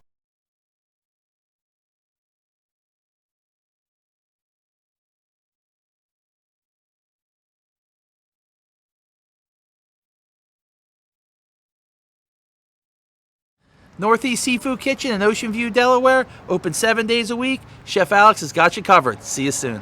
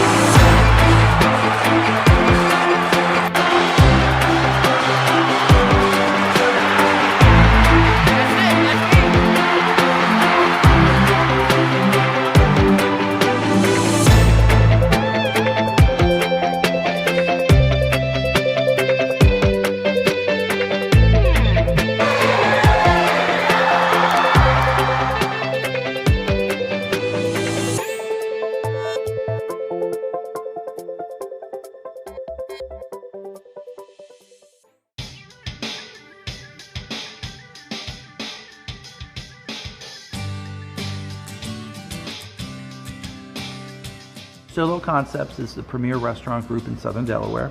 We have 8 restaurants, from Lewis all the way down to Fenwick. We have a catering company, a food truck, a soda company, a film company, and a management and a consulting company. We believe in beautiful, simple food. We like to develop the people we work with, and at the same time, we have a little bit of a higher mission, and we're trying to make the world a better place. And we have a group of people that every day wake up and they get after it, and they're all focused on one thing, and they're trying to make a great company, and we're trying to make the Culinary Coast a national focus for the United States as a food destination. I think we've done a really good job of that in the past few years. The daily grind of the restaurant can be very difficult. You're dealing with alcohol, food, and people. Those are three highly volatile things. So sometimes it's better to have a little bit of a higher calling, a little bit of a higher purpose, that as a group we're trying to get together, stick together, and be about something. And for us, it kind of gets us through the hard seasons and the hard times that we can rely on each other. We have about 150 full-time year-round employees, and then every season we hire, I think this year we hired about 270 people. So we have 270 seasonal people spread out throughout the whole county. And for me, it's great. And some of these people started out as 15-year-old busboys working with us, and now they're lawyers and doctors and business executives throughout the world, and they still come back and they have a relationship with us. So it's been a really nice experience for us that we're so connected to the community, and we can develop people on so many different levels. We want to support the people that we work with. We want all of our employees to have what they need to grow and be professional. And we may open 10 more restaurants. We may open 100 more restaurants. But all we know at the end of the day is we want to stick together, and we have a great group of people, and I'm really proud of them. I'm proud of everybody. This was a really trying year, and it's a testament to the team that Matt put together that we flourished after a tragedy. And the stronger and better we can make Southern Delaware, the better our restaurant group's going to be.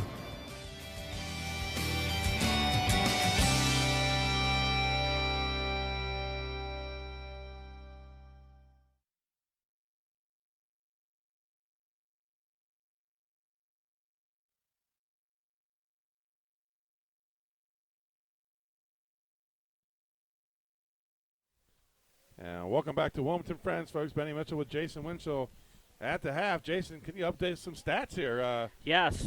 First for the visiting Woodbridge Blue Raiders. Macy has 7 carries for 61 yards.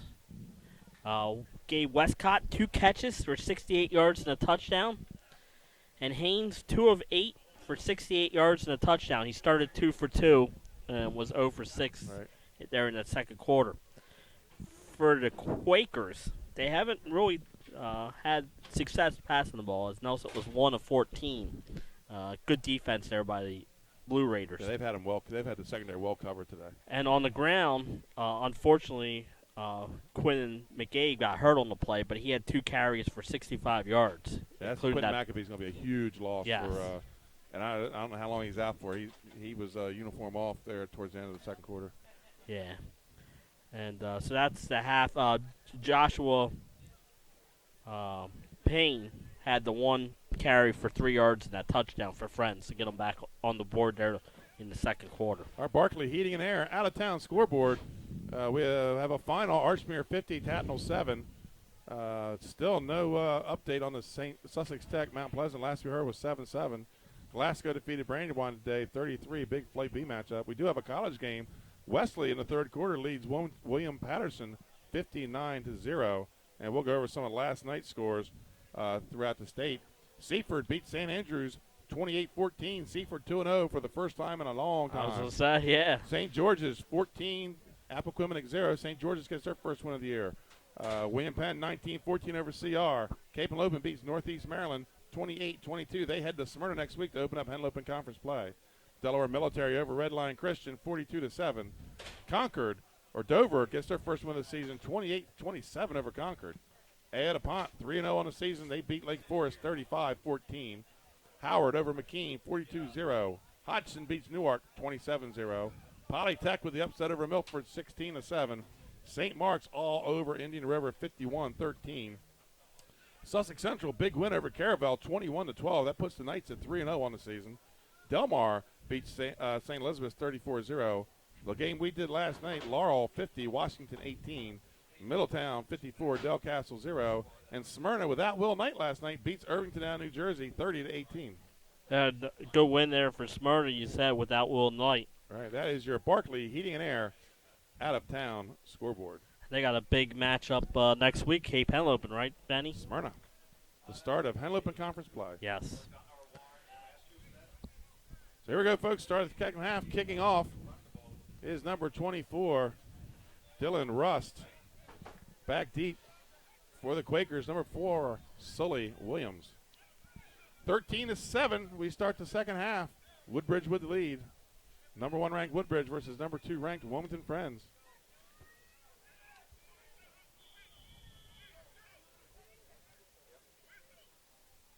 And the second half is underway. Short kick.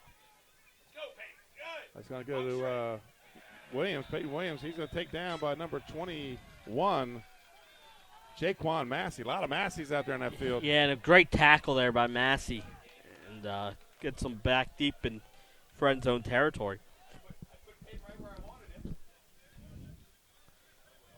So 1st and 10 for the Quakers at their own 32-yard line. Let's see if that 20-minute halftime helped them out. We said they looked a little tired leaving the field in the I was first just about half. to say, Benny, that's a good point that we have to look for here in the second half. Rematch of the Division II state championship from last year, and then we're going to go I formation. And we have a flag on the play. Too That's many gonna men. be illegal participation. Yes. Breaking the huddle with 12. And Benny, a breakdown in the first half on plays. Friends, 8 runs, 14 passes. Right. Wow. And so let's see if they try and get that ground game going here. Right. And then obviously that was key with the injury in that first. Yeah, and we had Woodbridge with 10 more plays than Friends, but that doesn't count how many plays got called back. Right. Woodbridge, the Friends defense was on the field a long time in the first half.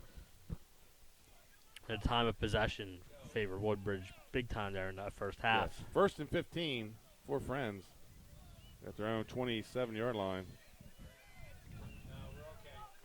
Those are the penalties you can't afford coming out of the second half. Right. That's how you're going to start the second half.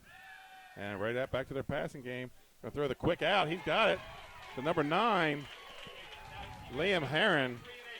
And number 3, KJ Mosley, trips him up. That's going to be a gain of about, call it 10 on the play. 2nd and 5. Yeah. So they come right out in the air. Yes. And a nice shoestring tackle there. Or he might have been close to a first down. Yeah, had him covered. He just got to step on him on the out. And Nicely placed ball there, too, by Nelson. 2nd and 5.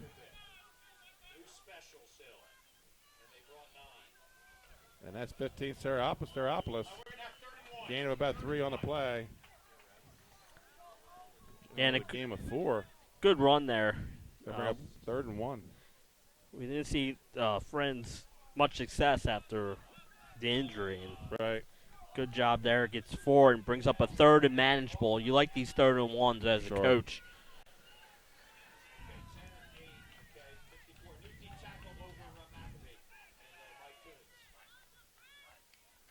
And Woodbridge bringing a blitz, hits him at the line of scrimmage. He's fighting for stop him. Yes, they're going to stop him short.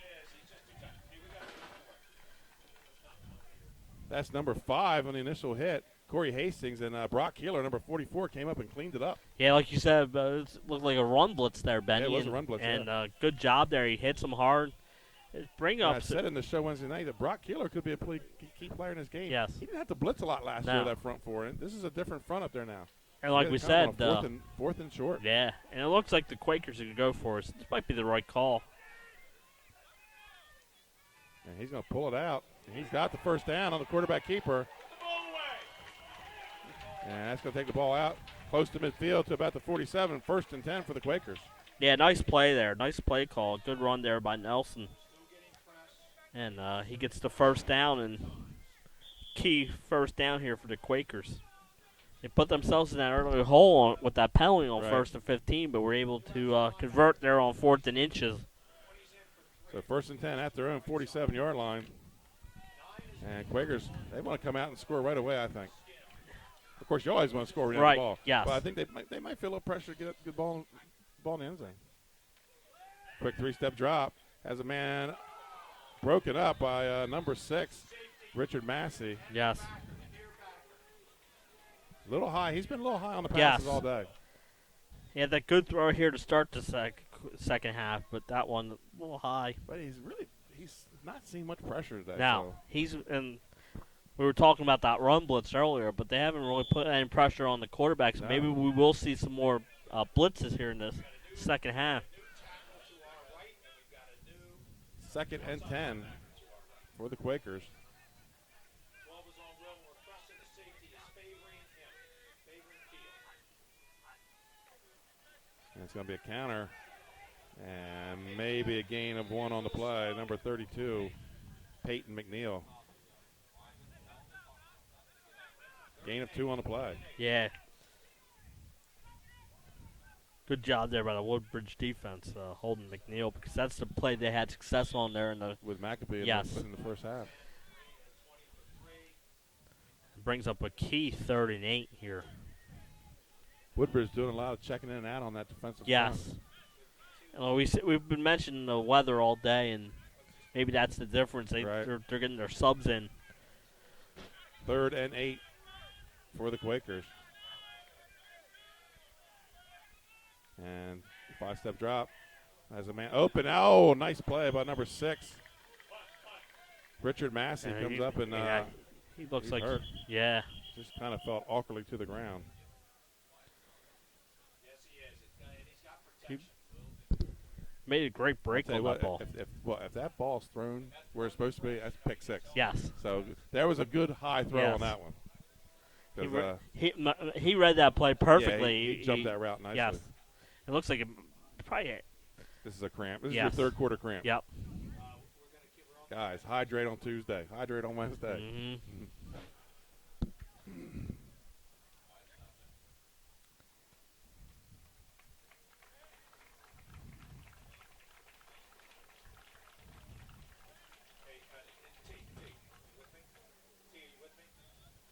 And he's able to get a little bit of weight on. That's Yeah. a cramp, folks. So Yep. he'll go stretch it out a little bit, roll it out, and be back in a couple plays. Great breakup on that play, though. Yep. And Nelson's back to punt. We said always with the quarterback, you always have to watch out for the fakes. Right. This And might this- be the place to win the field, but I Right. don't think it's the time of the game to do No. it now. Right. But this would be the field position to do. That puts Gabe Westcott back to return the punt.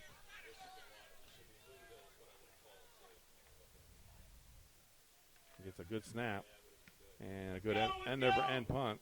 And it's going to angle towards the sideline. It's going to roll out of bounds. Wow. what a About the great 2 or punt. 3 yard line. Great punt Great punt. by the Found the Coffin's corner down Wyatt there. Nelson. Yes, he did. That's at the 1. About 49-yard punt. Right. And that's just this is what happened to Woodbridge in the second quarter. They kept finding themselves in their Yes. end zone. And the first quarter was totally different after Right. the muff punt and the early punt return by Brewer. Right. So ball at the 1. 1st and 10 for the Blue Raiders. Their first possession of the second half. They lead 13-7. How big is that blocked extra point could be in Yes. this game? They also had the blocked field goal. Right. And that's a handoff to Kane, and he's going to pick up a few yards. He doesn't go down. No, he does not. As the refs get tired of watching, just whistle it dead. He's going to gain about 5 on the play. That's going to bring up a 2nd and 5. Yeah, good job running out of your end zone there. Get you 5 yards and gives you some breathing room. Now, T, just so you know, they inserted 9. 8 minutes left here in the third quarter. Long first. That was an hour first half. Yes. Wow. And we- 14 incomplete passes. Yes, yeah. We'll call it 2nd and 6 for the Blue Raiders at their own 5-yard line. Power I formation. They've not done much out of this power I today. He's going to throw it. It's tipped at the line and falls to the ground. So that's going to bring up a 3rd and 6. Yeah, the- Really surprised they threw out of the end zone. Yes, and again, great pressure by that defensive line. The Quakers they got a hand on the ball. I think it's worth trying. The pressure's been there, I think, all day for the Quakers. Right. Haynes has not had much time to throw the ball. Yeah, he's had to throw the quick outs. He Yes. did have the one down there Right. where I don't think they expect him to throw on first down after Yeah. the muff punt. So it's 3rd and 6 at their own 5.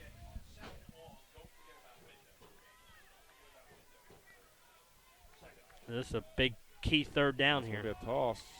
Fouls his big lineman, but he's only going to get about a yard. That's going to bring up a 4th and 5. That was TJ Kane on the carry.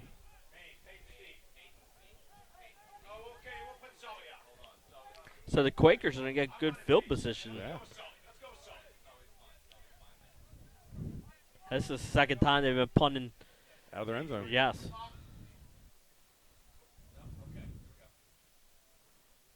On the punt, number 24, Dylan Rust. Still only take about a 10-yard snap. They come after it. It's a floater taking it about the 38, and he's wrapped up, gaining about 5 on it.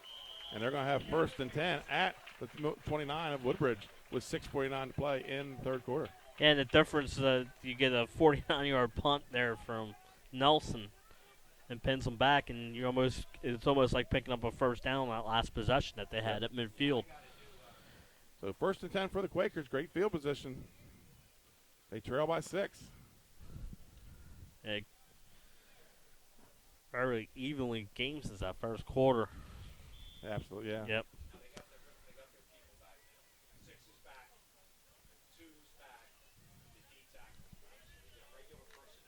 Quakers a little bit more balance here in the second half. 4 runs and 3 passes.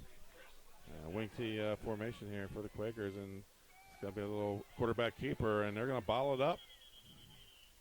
This press box is right on this field. Yes. It's hard to see when it comes to the near side. When they come to the near side over here. But like you said, great defense there for Blue Raiders. It's going to bring up a 2nd and 9.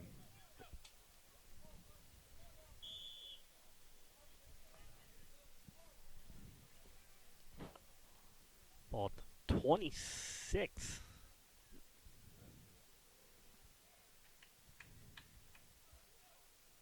Definitely 4 down territory here. Yes. Nelson brings him to the ball under center. And here comes a count, fakes the counter, and looking for a man. Got a man down in the end zone, and that's going to be dropped. Great coverage by Westcott. Yeah, Westcott's been all over it all day. Got great position on that. Yes. Good throw and a good battle there in the end zone between Westcott and Davis. And both were fighting for the ball, and I like that. Let them fight. Yeah, that was a good no call down there. Yes.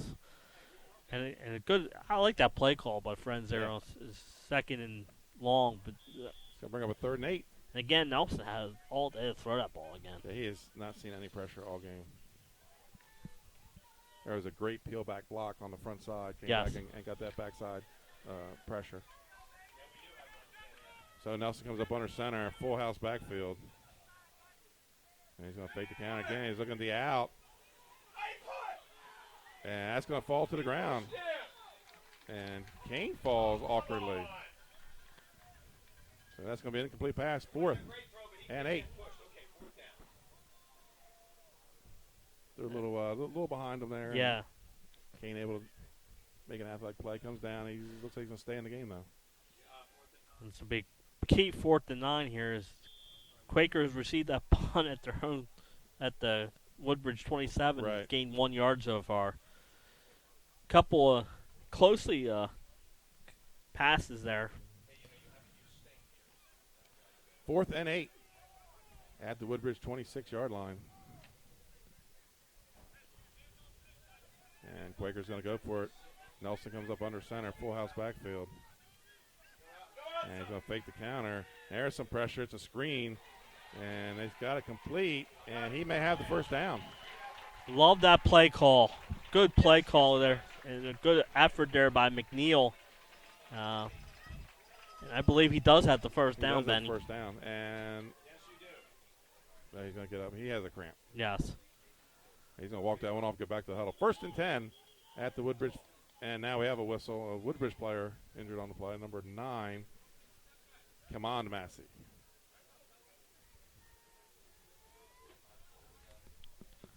A big fourth down conversion there, Benny, for this Quakers yes, team. Now they see if they can capitalize off and get something in the end zone. We said 6:23 to play here in the third quarter. Still 13-7. The score hasn't changed with long time. Yes. Both defenses bucking up here in the second quarter and third quarter. Yeah, Woodbridge had 2 scores in the first 10 minutes. That's right. We thought it was going to be a runaway. Yes. 1st and 10 for the Quakers. They're in the red zone. They haven't been in the red zone much tonight. No. Today. And fakes the counter, rolls out. He's got some pressure now, but he's got a receiver open. That's number 9, Liam Hiron. He's got the first down. That's going to be 1st and goal. Yeah, and like you said, they finally got some pressure on Nelson. Brewer on the backside. And that's one where he finally hit the guy right in the numbers. Great throw by Nelson.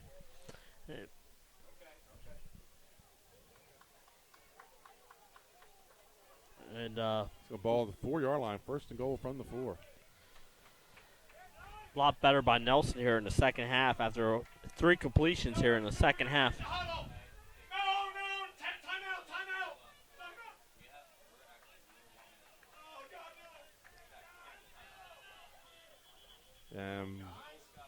Wilmington Friends is going to have to take a timeout as the player late getting on the field, and we're going to take one with them, folks. We'll be right back. Hi, I'm Scott Kammer from Soto Concepts. And I'm Danae from Matt's Fish Camp. Come check us out. Matt's Fish Camp is the small local fish joint with 2 locations on Coastal Highway in North Bethany Beach and Lewis, where we serve up traditional coastal fare and a casual atmosphere with house specialties like colossal crab cakes, lobster rolls, and fried Ipswich clams, along with crowd pleasers like fish and chips, fried shrimp, and a daily selection of fresh caught fish. Matt's Fish Camp, serving up lunch and dinner 7 days a week, all year. Locations in Bethany Beach and Lewis, Delaware. See you soon. And welcome back to Wilmington Friends, folks. Some Saturday afternoon football. Your 302 Sports Spotlight Game of the Week. Number 1, Woodbridge, and number 2, Wilmington Friends. Woodbridge leads with 5:52 to go in the third quarter, 13-7. But, Jason, Wilmington Friends is on the verge, inside the 5 at the 4-yard line, 1st and goal. Yeah, and a kind of role reversal. In the first half, Woodbridge was running the plays. They've ran 3 here in the second half, and the Quakers have run about 10 here. And we were talking about the Quakers' defensive line being tired, only being on the field for 3 plays here in the second half. So 1st and goal.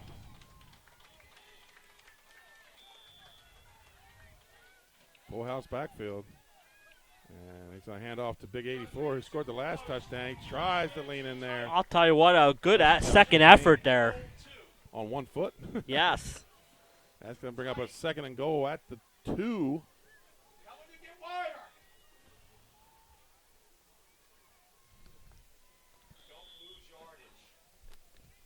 Good effort there, like I said, by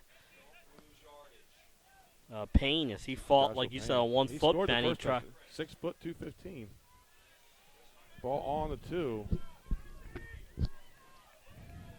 2nd and goal. Oh, he's going to be wrapped up in the backfield. Didn't even get to the exchange point. That's going to bring up a 3rd and goal. No loss of 1 on the play. Yeah, good job there by the Blue Raiders defense. They were all over I that didn't play. get the number, but he was hovering. Yes. He was like a coat on the quarterback. Yeah.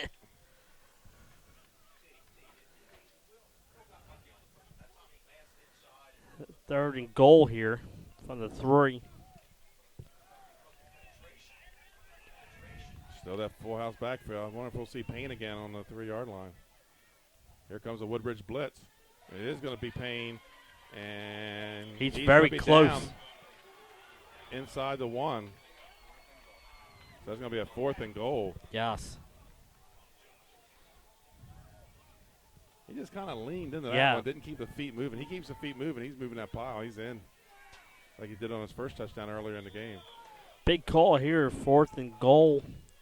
Trailing by 6 with 4:12 left here in the third quarter. It looks like they're going for it, huh? They are. Nose of the ball inside the 1.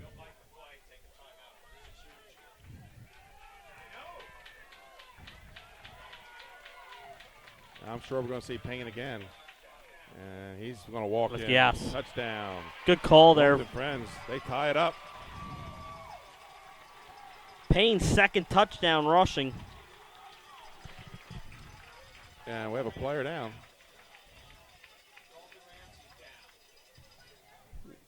Looks like one of their big offensive linemen. Folks, we're going to take a timeout with the injury, and we'll be right back. 13-13, friends, on for the extra point.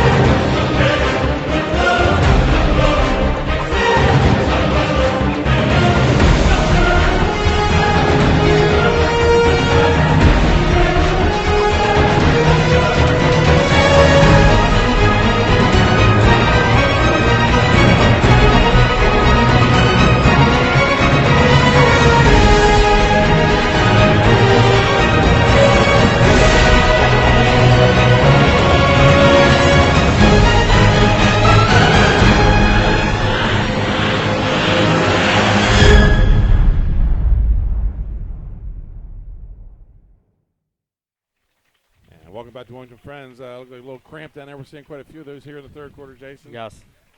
So now Wilmington Friends on for the extra point. They tied up with the Payne touchdown, 1-yard run. And on the kick, Jaworski.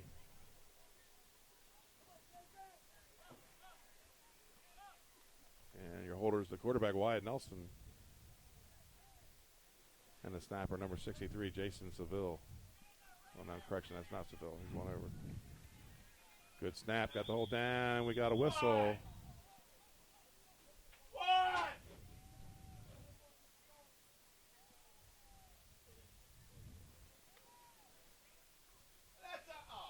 make a perfect snap. You guys can't do that. They walk away. That's why the official's there. So we're going to try it again. That's number 6 in at center, Will Davis. And low snap, trouble getting it down, but he's got a kick. It's up and it's good.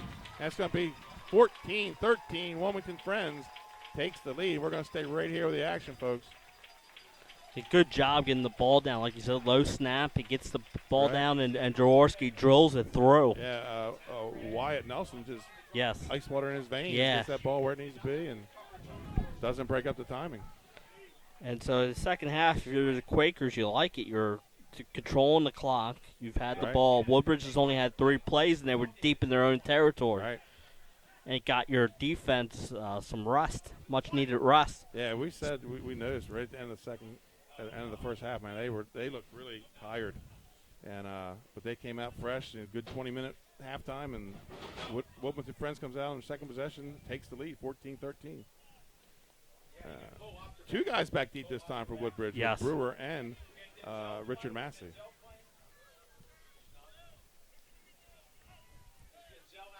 .353 to go in the third quarter.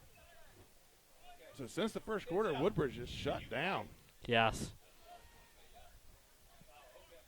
Quakers' defensive line has been impressive this game, Benny. Jaworski has it teed up on to kick it off. And it gets a short kick, and it's going to go to number 21, Jaquan Massey. And he's looking to get to his wall. He's just not going to get there. Yeah, and I believe dirty laundry on the field. Yes, it's going to be a block in the back. That's not going to help Woodbridge. Both possessions here in the second half, they've been deep in their own territory.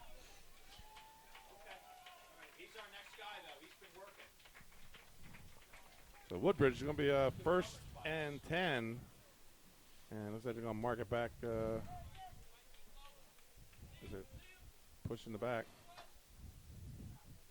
Let's see where the penalty marks it back to.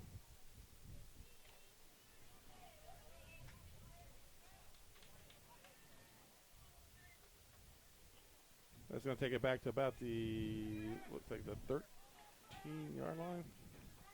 It's hard to tell. Yeah, it's a bad angle here. Yep. Yeah, it's going to be the 13. 1st and 10 at their own 13-yard line. for the Blue Raiders. Yeah, deep. Like we said, the second time they've started deep in their own territory here in the second half. And field position has really flipped since that first quarter, Benny. Right, absolutely. Yeah, Woodbridge has been backed up to their end zone for the last, second quarter and the first half of the third quarter. So here we go. Woodbridge, hand off to Kane, and he's got some running room. Moves the pile, takes that across the 20. It's going to be a second down. And it looks like Kane's going to start running with a mission now, Jason. Yeah, and like you said, it takes a lot to get him to the ground. Gain of 8 on the play. Yeah, he went down that one by forward motion. So it's yes. going to be a second and 2.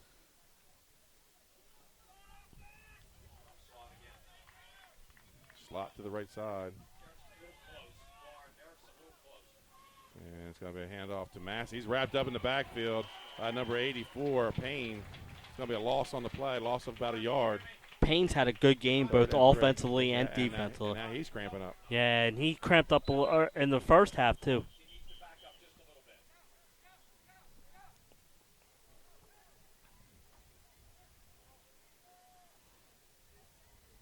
This was one of the interesting things early season, third quarter, is when you get the cramps. After you've played hard, you've rested. You got to come out, you got to get a good warm-up in before that third quarter starts.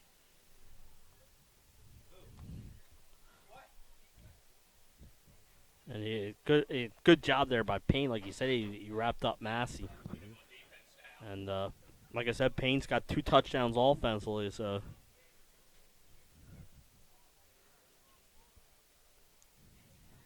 Woodbridge likes to spread it around, but I think at this point you're down by 1, third quarter. You got to let your man take over the game. And Jamon King. Yeah, he had that big run on first down. But he's a load to stop. Yes. When you get him when he's running at an angle. Start running him forward. Forward. He's hard to stop. I don't know how many times they've whistled to play dead, just couldn't get him on the ground. This is a big play here, Benny. Yeah, 3rd and 3. Yeah. You don't want to give the ball back. The punter is not giving you great field position. He's had some short punts. Right. Some 20-yard punts today.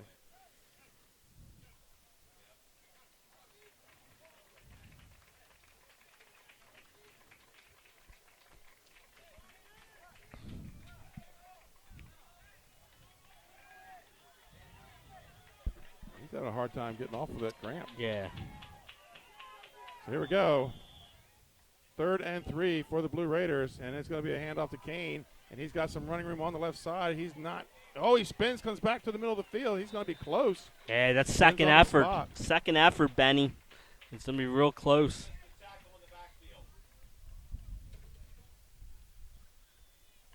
And they give it to him, Benny. Key first down play there, and you got to love that second effort there by Kane, because I think they had him short of the first down. Yeah, we talked about that last touchdown with Payne, where he leaned to the end zone. The one he didn't get the touchdown. Kane never stops moving his feet. Right.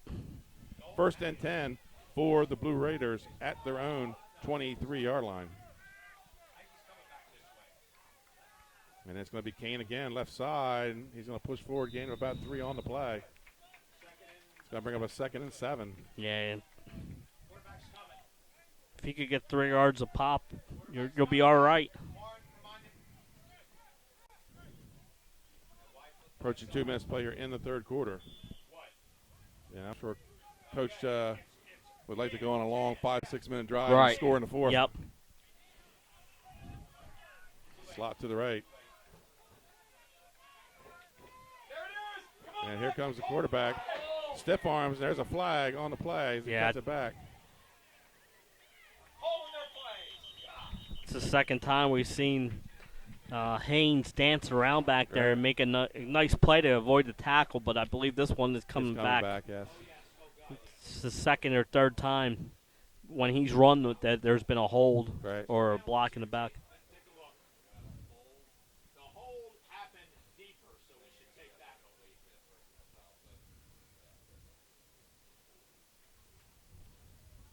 So wait for the referees to sort out 2 flags on the play. And there's going to be a push in the back. They're going to decline. Another push in the back. 2 pushes in the back. So that's going to bring out another 2nd and a mile. Yeah. Like you said, Benny, they're took the deeper penalty because it's a spot foul in high school. Right, correct. That's going to put the ball back at the 10-yard line, inside the 10, and that's going to bring up a 2nd and 22. So Woodbridge backed up to their own end zone again after. Yeah, it seems like since the second quarter, they've been in a lot of 2nd and 22s, 3rd and 26s. Right.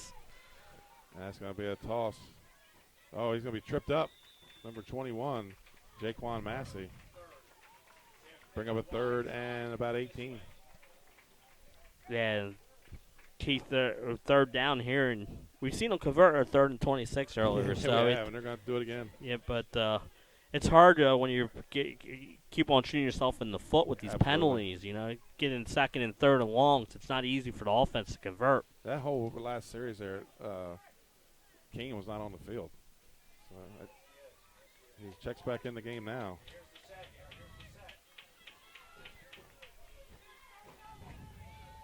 Third and 18 for the Blue Raiders. And it's going to be a counter with Kane. He's dancing. He's not going to get anywhere. He's going to maybe 5 yards on the play. That's going to bring up a 4th and long. They're going to have to punt. Yeah, so he goes with the run play there of 3rd and long. And good job by the Quakers. We're down to 38 seconds left here in the third quarter. And a good third quarter for this Quakers team.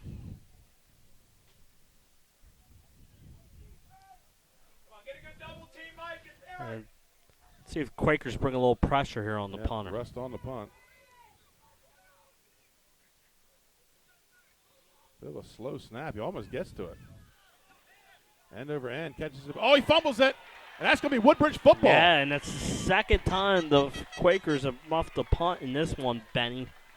And this one with 8 seconds left here in the third quarter. 60 on the recovery.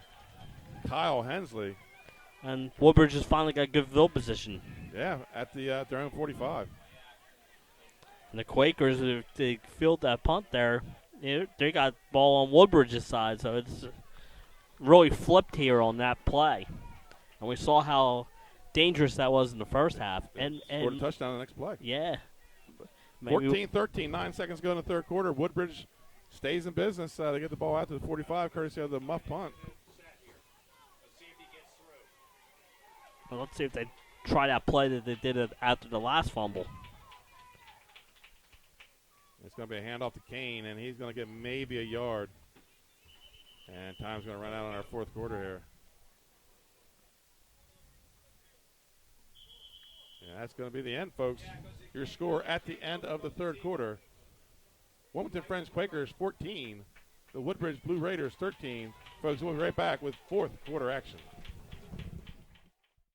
Hi, I'm Scott Kammerer from Sodell Concepts. Today I'm at Northeast Seafood Kitchen in Ocean View, Delaware, and Chef Alex is going to cook up his apple crisp. It's going to be awesome. Come check it out.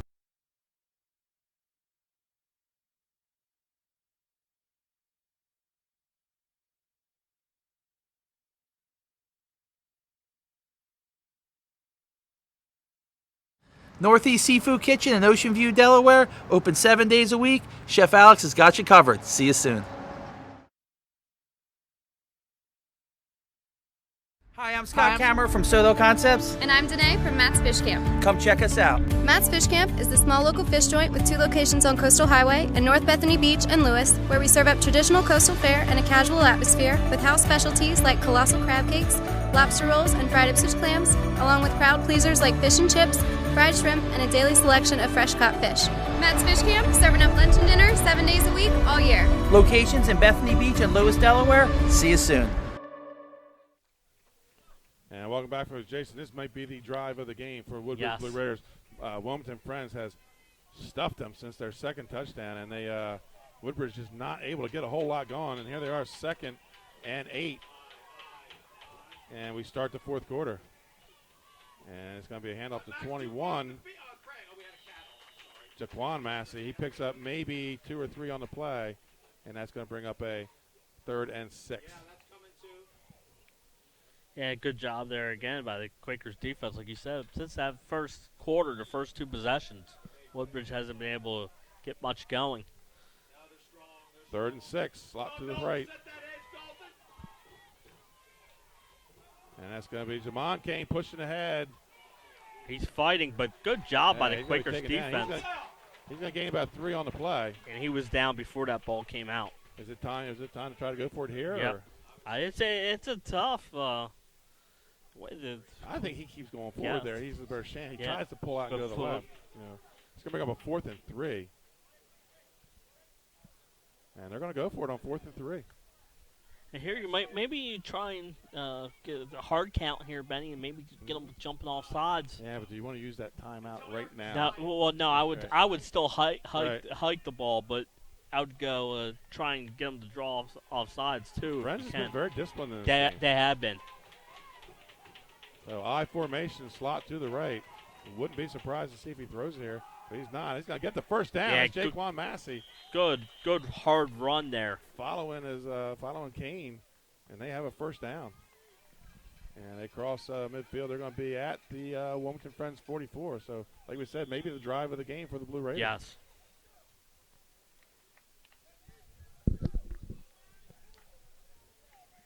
.30 and counting. Woodbridge has only thrown the ball once here in the second half, Benny. They've been pounding the ball, and you tend to do that against a defensive line that's tired. And Kane bounces it out to the outside, and maybe a yard on the play.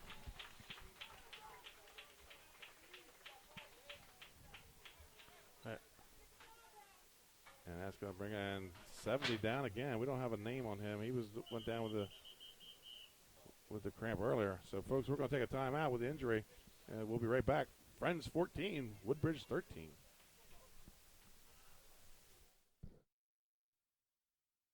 Hi, I'm Scott Kammerer from Soto Concepts. Today we're at Lupo Italian Kitchen on Rehoboth Avenue, open 7 days a week. Chef Chris Parks is cooking up a beautiful shrimp carbonara. Come enjoy.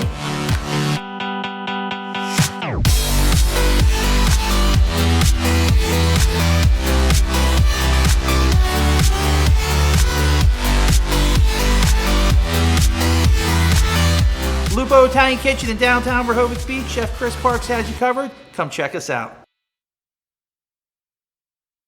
Unique Image opened for business in Wilmington, Delaware in 1979 with one focus, wowing our customers with great products and even greater customer service. 30 years later, we are still doing exactly that. Whether you're looking for marketing tools to promote your business, gifts for your employees or clients, or planning a special event, we're here with the voice of experience to help you every step of the way for your complete satisfaction. Visit our new showroom in the Mill Creek Shopping Center. Welcome back, folks. Second and 8 for the Blue Raiders. Injured player, another cramp, so we're going to probably see quite a bit more of that. Yeah, I was going to say, it's been the theme here in the second half. Both teams. Yep. Second and 8. They got to get him off the field first. He's really struggling. Second and 8, no Jamon Kane. Ocho's not on the field. Yeah, I think he was feeling the effects of that towards the end of that run too. Yeah, looks like he's going to throw, and he's got nowhere to go. He's wrapped up. Quakers defense have been bringing pressure all game. Right. 46, Patrick McKenzie in on that sack along with 84, Josh Payne. That's going to bring up a 3rd and 12. And they've been getting pressure all game long to the front four, Benny. I've been impressed with. Well, we coming in, we knew the one place where Woodbridge was inexperienced was in both lines. Yes. In offense and defensive lines. And we both thought that would be the keys when we did our show on Wednesday absolutely. night on this game. And 3rd and 12 for the Blue Raiders. Now anchor, not lock. Anchor, Patrick. And it's going to be a toss to Massey. And he's going to cut up in there.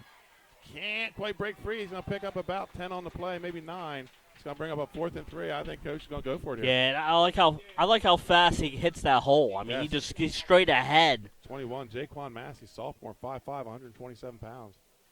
And it's going to bring up a 4th and let's call it a long 3.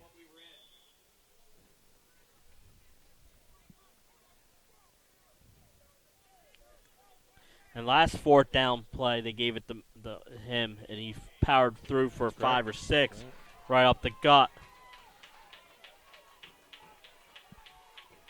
See if he gets it here. That's going to be K.J. Mosley. He's got the first down. K.J. Mosley, number 3, with the first down. And now that I've called K.J. Mosley's name, I got to give a shout-out. We had a kid here early in the game, Daniel Wright, 16-year-old from Cape and Lopin, told me he watches all the 302 shows. Wants to know when we're going to television. Shout out to Daniel Wright. Yes. He said he was here to see K.J. Mosley, his cousin. Daniel Wright, one of our fans. Yes. Down in the Cape area. 1st and 10 for the Blue Raiders. And it's going to be Massey. His second effort. He's going to pick up about 5 on the play, bring up a 2nd and 5. Yeah, he's running hard on this drive. And Ocho checks back in the game, number 8.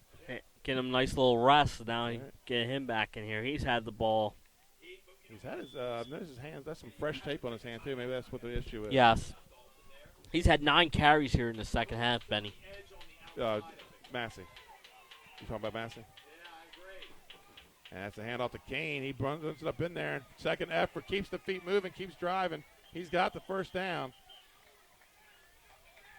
And Woodbridge Blue Raiders, as long as they don't shoot themselves in the foot, they're business chasing. Yep. First down inside the 20, just inside the 20. 1st and 10 for Woodbridge.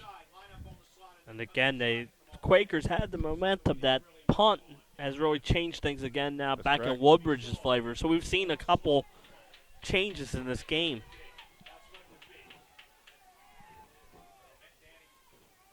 Yeah, that's a fake to Kane. He's going to cut it back inside.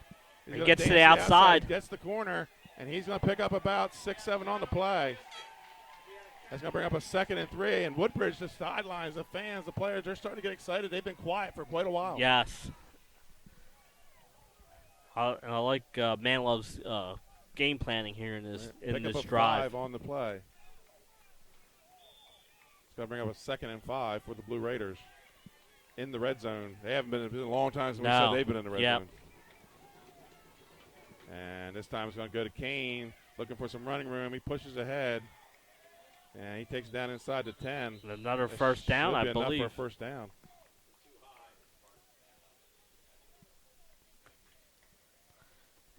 Looks like that's the first down at the 9-yard line. Should be 1st and goal. 1st and goal at the 9.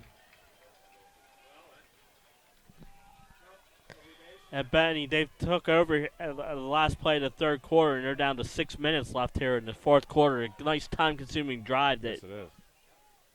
And that's a handoff to Massey. He pushes ahead, and there's a late flag. Probably going to be a hold. And this is what we talked about.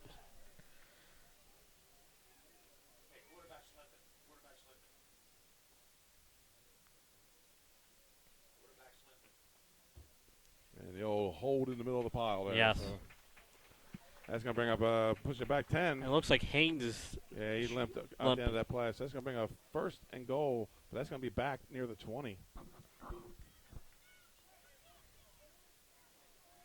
Yeah, we said that Woodbridge was in business unless they shot themselves in the foot, and then they get the holding penalty. That ball's going to be at the, let's just call it the 17. 6 minutes and to play in the game. Come on, Mac, set the edge, Mac. And that's a toss to Massey, and he cuts it back, not going to get anywhere. That's going to bring up a 2nd down.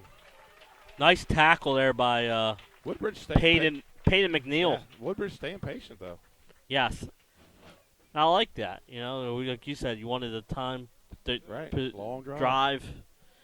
Now, I got to remember, 2 kicks have been blocked. So if it comes to a field goal, they're going to have to tighten it up, and we're going to have a timeout, official timeout. Yeah. I believe 21. They're sending out.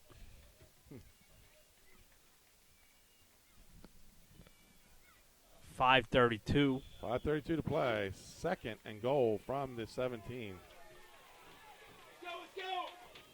And Haynes still limping a little bit. And they're going to go through the pistol. This is Red. Yeah, with him being him limping and that pressure they've been getting. And he's looking to throw. He's got a man open. It's Westcott. Touchdown. Yes. Gabe Westcott, 17-yard touchdown catch. That's 3rd catch of the day. Yes. 2nd touchdown.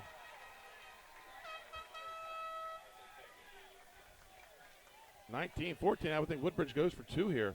Yes. I would think Kane touches the ball on us. So you got a limping Haynes. Yes. Able to drop back 3 steps and find him on the post pattern. And that's the way to do it, because when he's been dropping back longer, he's been having pressure. Right. So I like the 3. They're going to go for the 1 here. I don't see where you gain anything by going for 1. Yes. Unless you can block their extra point. I mean, 19-14, lead by 5. That was almost a 7-minute drive, Benny. Right. After that muffed punt, and that's twice now. The Blue Raiders have scored off muffed punts. Right. You're right. We said these big games tend to come down to mistakes, and if you can capitalize off it, yes. I wouldn't say plenty, but they've been huge. Huge, right. This is the number 1 and number 2 team here in Division II in the state of Delaware. It's been everything we thought it would be.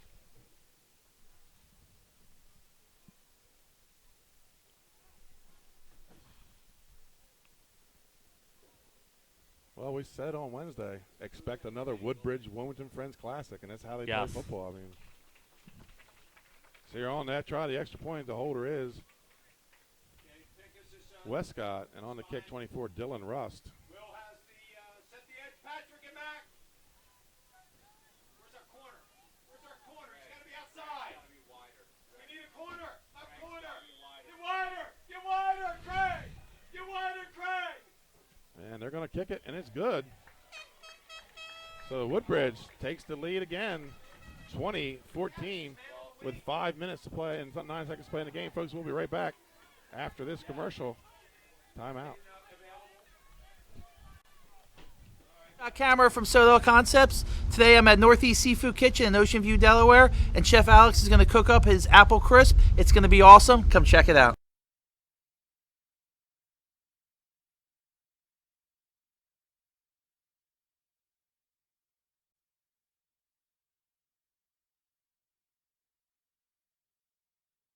Northeast Seafood Kitchen in Ocean View, Delaware. Open 7 days a week. Chef Alex has got you covered. See you soon. And we're back. 5 minutes and 9 seconds to play. Plenty of time in this game, Jason. Yep, plenty of time. Woodbridge, nice drive there. Takes advantage of the muff punt.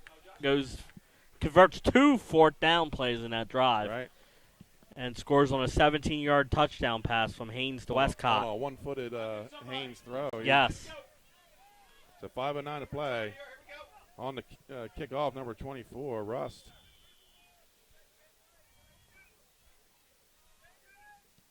And he kicks it down to about the 10-yard line, where it's going to be taken by number 4, Williams. He's looking to get to his wall, but he's held up by number 20. Breaks the tackle. He breaks another tackle. Nice hit and spin. Good effort there by him, and he gets out to the 35. Good field position here for Friends. 10 at the 35 for the Quakers. So 5 minutes exactly to go in the game. Friends has 2 timeouts. Woodbridge has 3 timeouts left, Benny. Like you said, plenty of time. Absolutely. I mean, we could be another 20 minutes in this game. Yes. 5. Yep. First and 10 for the Quakers. You know, we had one state title rematch this year, and Middletown got it back, got their bench. Can the Quakers score here and do that? Because the way the Quakers have been running their offense, it's going to take about 5 minutes to score. Yes, yep. I mean, they probably like it at 4:49, but here they come, full house backfield. That's going to be a handoff to Ster Lopez.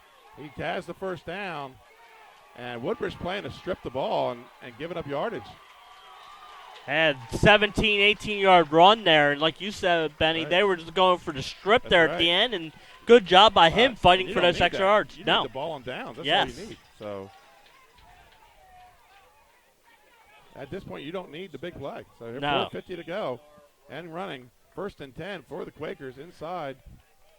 And that's the first big run for Quakers since that 63-yard run earlier in this game.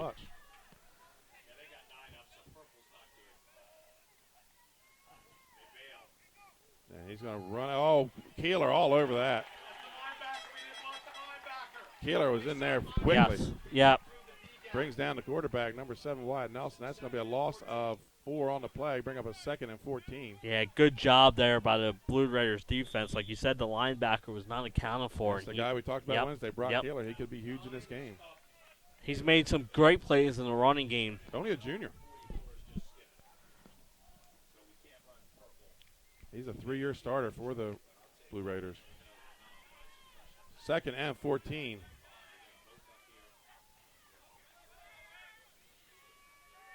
And there's a sweep. And he's got room.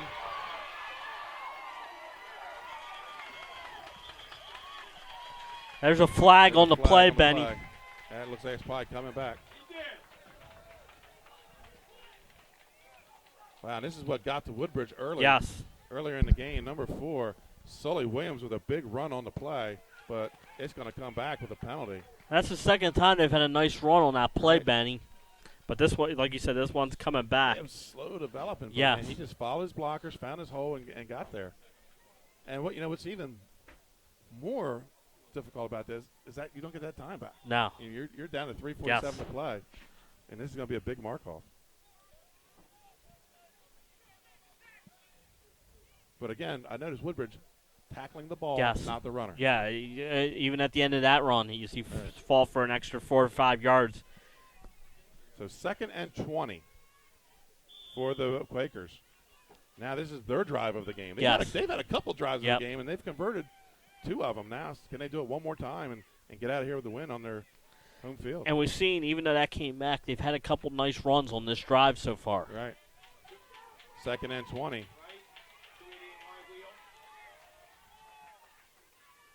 And it's going to be the same play. Keeler's back there. So is number 5, Corey Hastings. 3rd and forever. 23, yeah. They were all over that play that time, Benny. Good Keeler job came by on the a run Woodbridge blitz defense. Off the C gap.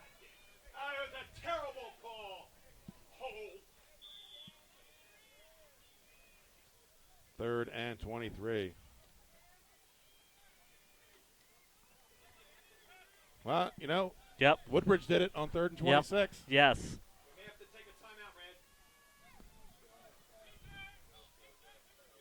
Dude, we're going to have to take a timeout unless you just want to. That cost us the game, that bad, terrible call.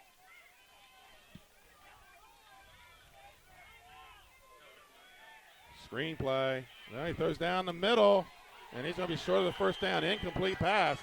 Yeah, that Gabe Westcott, great break up there. Yeah, and that ball was thrown on the money, like you said, Benny, and good breakup. Right, it's going to be a 4th and 23. And with 2 timeouts left here, 2:25 left, Benny. Do you punt the ball here? 4th and 23 with 2 timeouts, or do you? And Woodbridge has been on a couple time-consuming drives, even when they haven't scored. I know, right? They're going to go for it. And Woodbridge back in a little modified prevent, not quite a full sellout prevent. Yeah, the thing with Nelson is we've seen he's the punter too, so. Right. Yeah, he's going to punt it away. Floater. If you're Woodbridge, you want to get roll, get away from it. So 2:16 to play. Woodbridge leads 20-14, and they're going to be 1st and 10 at their own, the 30-yard line. Yes. So 2:16. You need a first down here. 2 timeouts left for the Quakers, correct? Yes, correct. And I think that's why they might have punted there with the 2 timeouts. Right. But like you said, all it's going to take is 1 first down for Woodbridge. Right. So this is a big stand here for the Quakers defense. Woodbridge still has all 3 of their timeouts. I can tell you right now, if Woodbridge punts with the slow snaps we've seen, and we're going to see a block attempt. Yes. Here we go. 1st and 10 for the Blue Raiders at their own 30-yard line, leading 20-6 or 20-14. 2:17 to go, and it's going to be Kane. Got some running room up the middle. He's going to pick up about 5 on the play. And that's what you want if you're Woodbridge. You get the 5 yards. And they can use the timeout. So we're going to take a quick commercial break, folks. We'll be right back. Hi, I'm Scott Kammerer from Solo Concepts. Today we're at Lupo Italian Kitchen on Rehoboth Avenue, open 7 days a week. Chef Chris Parks is cooking up a beautiful shrimp carbonara. Come enjoy.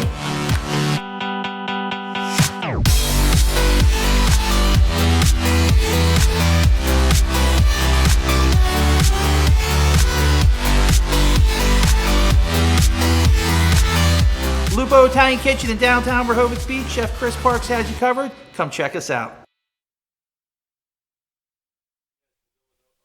And welcome back, folks, to Tattersall Field. Man, it's something having a field named after you, and you're still the guy in charge. I think right now, if you're Coach Manlove, you leave that huddle with one important message. Yes. Ball security. Absolutely. We've seen a couple of turnovers in this game. And yeah, don't worry about if you got 3 yards, don't worry about getting 5. Right. You know. So here we go. Second and 5 for the Blue Raiders. We angle strong. We should. And it's going to be a handoff to Massey. He's got nowhere to go. He's going to get nothing on it. And they're going to have to use their final timeout. Yes. With 2:04 to play. And we're going to stay right with the action. Key third down play coming up here for Woodbridge. Right. And friends, because they just used their last timeout. Right. And this is probably the play of the game. Haynes is still limping. Yes. Yeah, so I don't think we're going to see a quarterback keeper. You know, somebody we haven't seen the ball in their hands much, none in the second half, has been Brewer. Yes. You know, see if they go back to that power eye and maybe hit him on that, I call it a stem sweep, when the stem back takes the ball around with the two blockers. They had that earlier in the game, but I believe it was called back with a penalty. Right. We can, but they might toss it here. It was like a 30 or 35-yard run play on it. We've seen a lot of huge plays, but both teams call back with penalties in this one. You're right.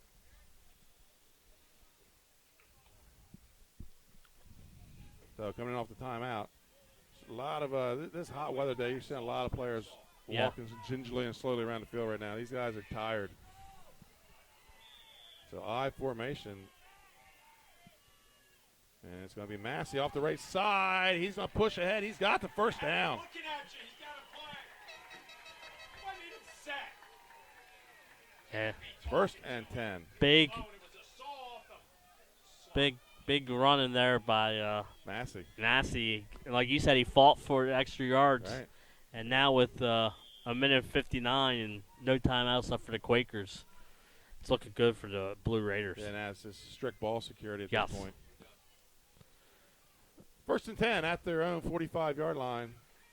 Haynes taking his time. And then you heard it from the other side, like keep your hands on the football. And like you said, not worried about fighting for the extra yards here because I don't even think you have to snap it 4 times. It's 25 already. And that's going to be KJ Mosley. Gain of, call it 2 on the play. It's going to bring up a 2nd and 8. Down to a minute 20.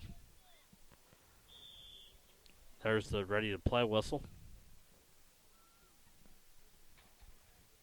They might be able to take. Haynes, the veteran, checking the score clock Yeah. on the way back in.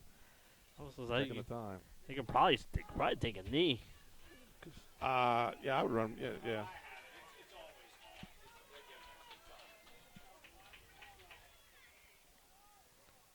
He's going to hand it off, and that's Massey. He pushes ahead, gets about 4 on the play. 47 seconds left and counting. Yeah, and they could take a knee here and wind it out. And you know, we saw the Division I rematch where Middletown they got their revenge, but Woodbridge able to basically hold serve and it was there in the fourth quarter to go on that nice run there, but Woodbridge had to earn this one, Benny. It was not easy. Yeah, that's going to be a handoff to KJ Mosley. That's going to be a first down. That's going to be it. They won't have to snap the ball again. Wow. So just waiting for the clock to run out. Woodbridge Blue Raiders increased their winning streak to 16 games over the past 2 years. But great game played by both sides. I've said it Wednesday. I said it before the game started. Woodbridge doesn't play good on Saturday afternoon. Right. They did just enough to get by tonight. And I would have to say we're going to go to commercial. We'll come back. We'll discuss player of the game. Yes. And we'll come back. That's it, folks. Your final score. Woodbridge Blue Raiders 20. The Wilmington Friends Quakers 14. We'll be right back with the wrap-up.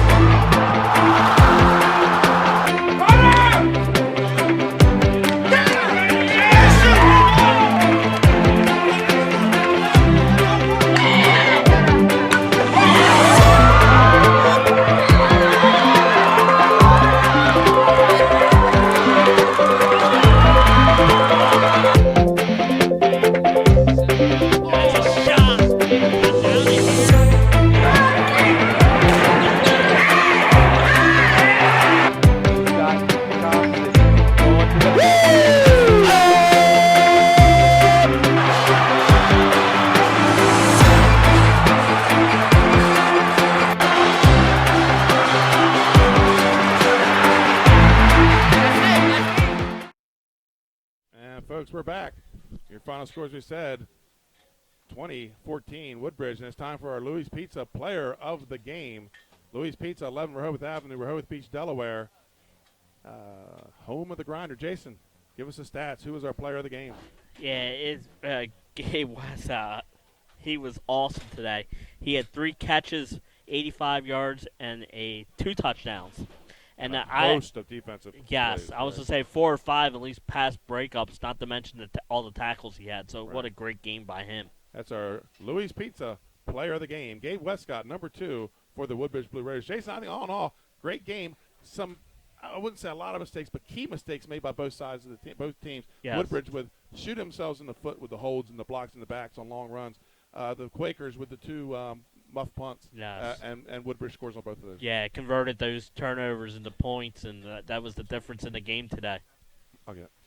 Okay, folks, that's a wrap for Nick Halliday, Jason Winslow. I'm Benny Mitchell and 302 Sports, and we'll see you next Friday night. We'll have a whole set of games. Wednesday night, check our show, the 302 Weekly from Hooters in Newark. And, folks, have a good weekend.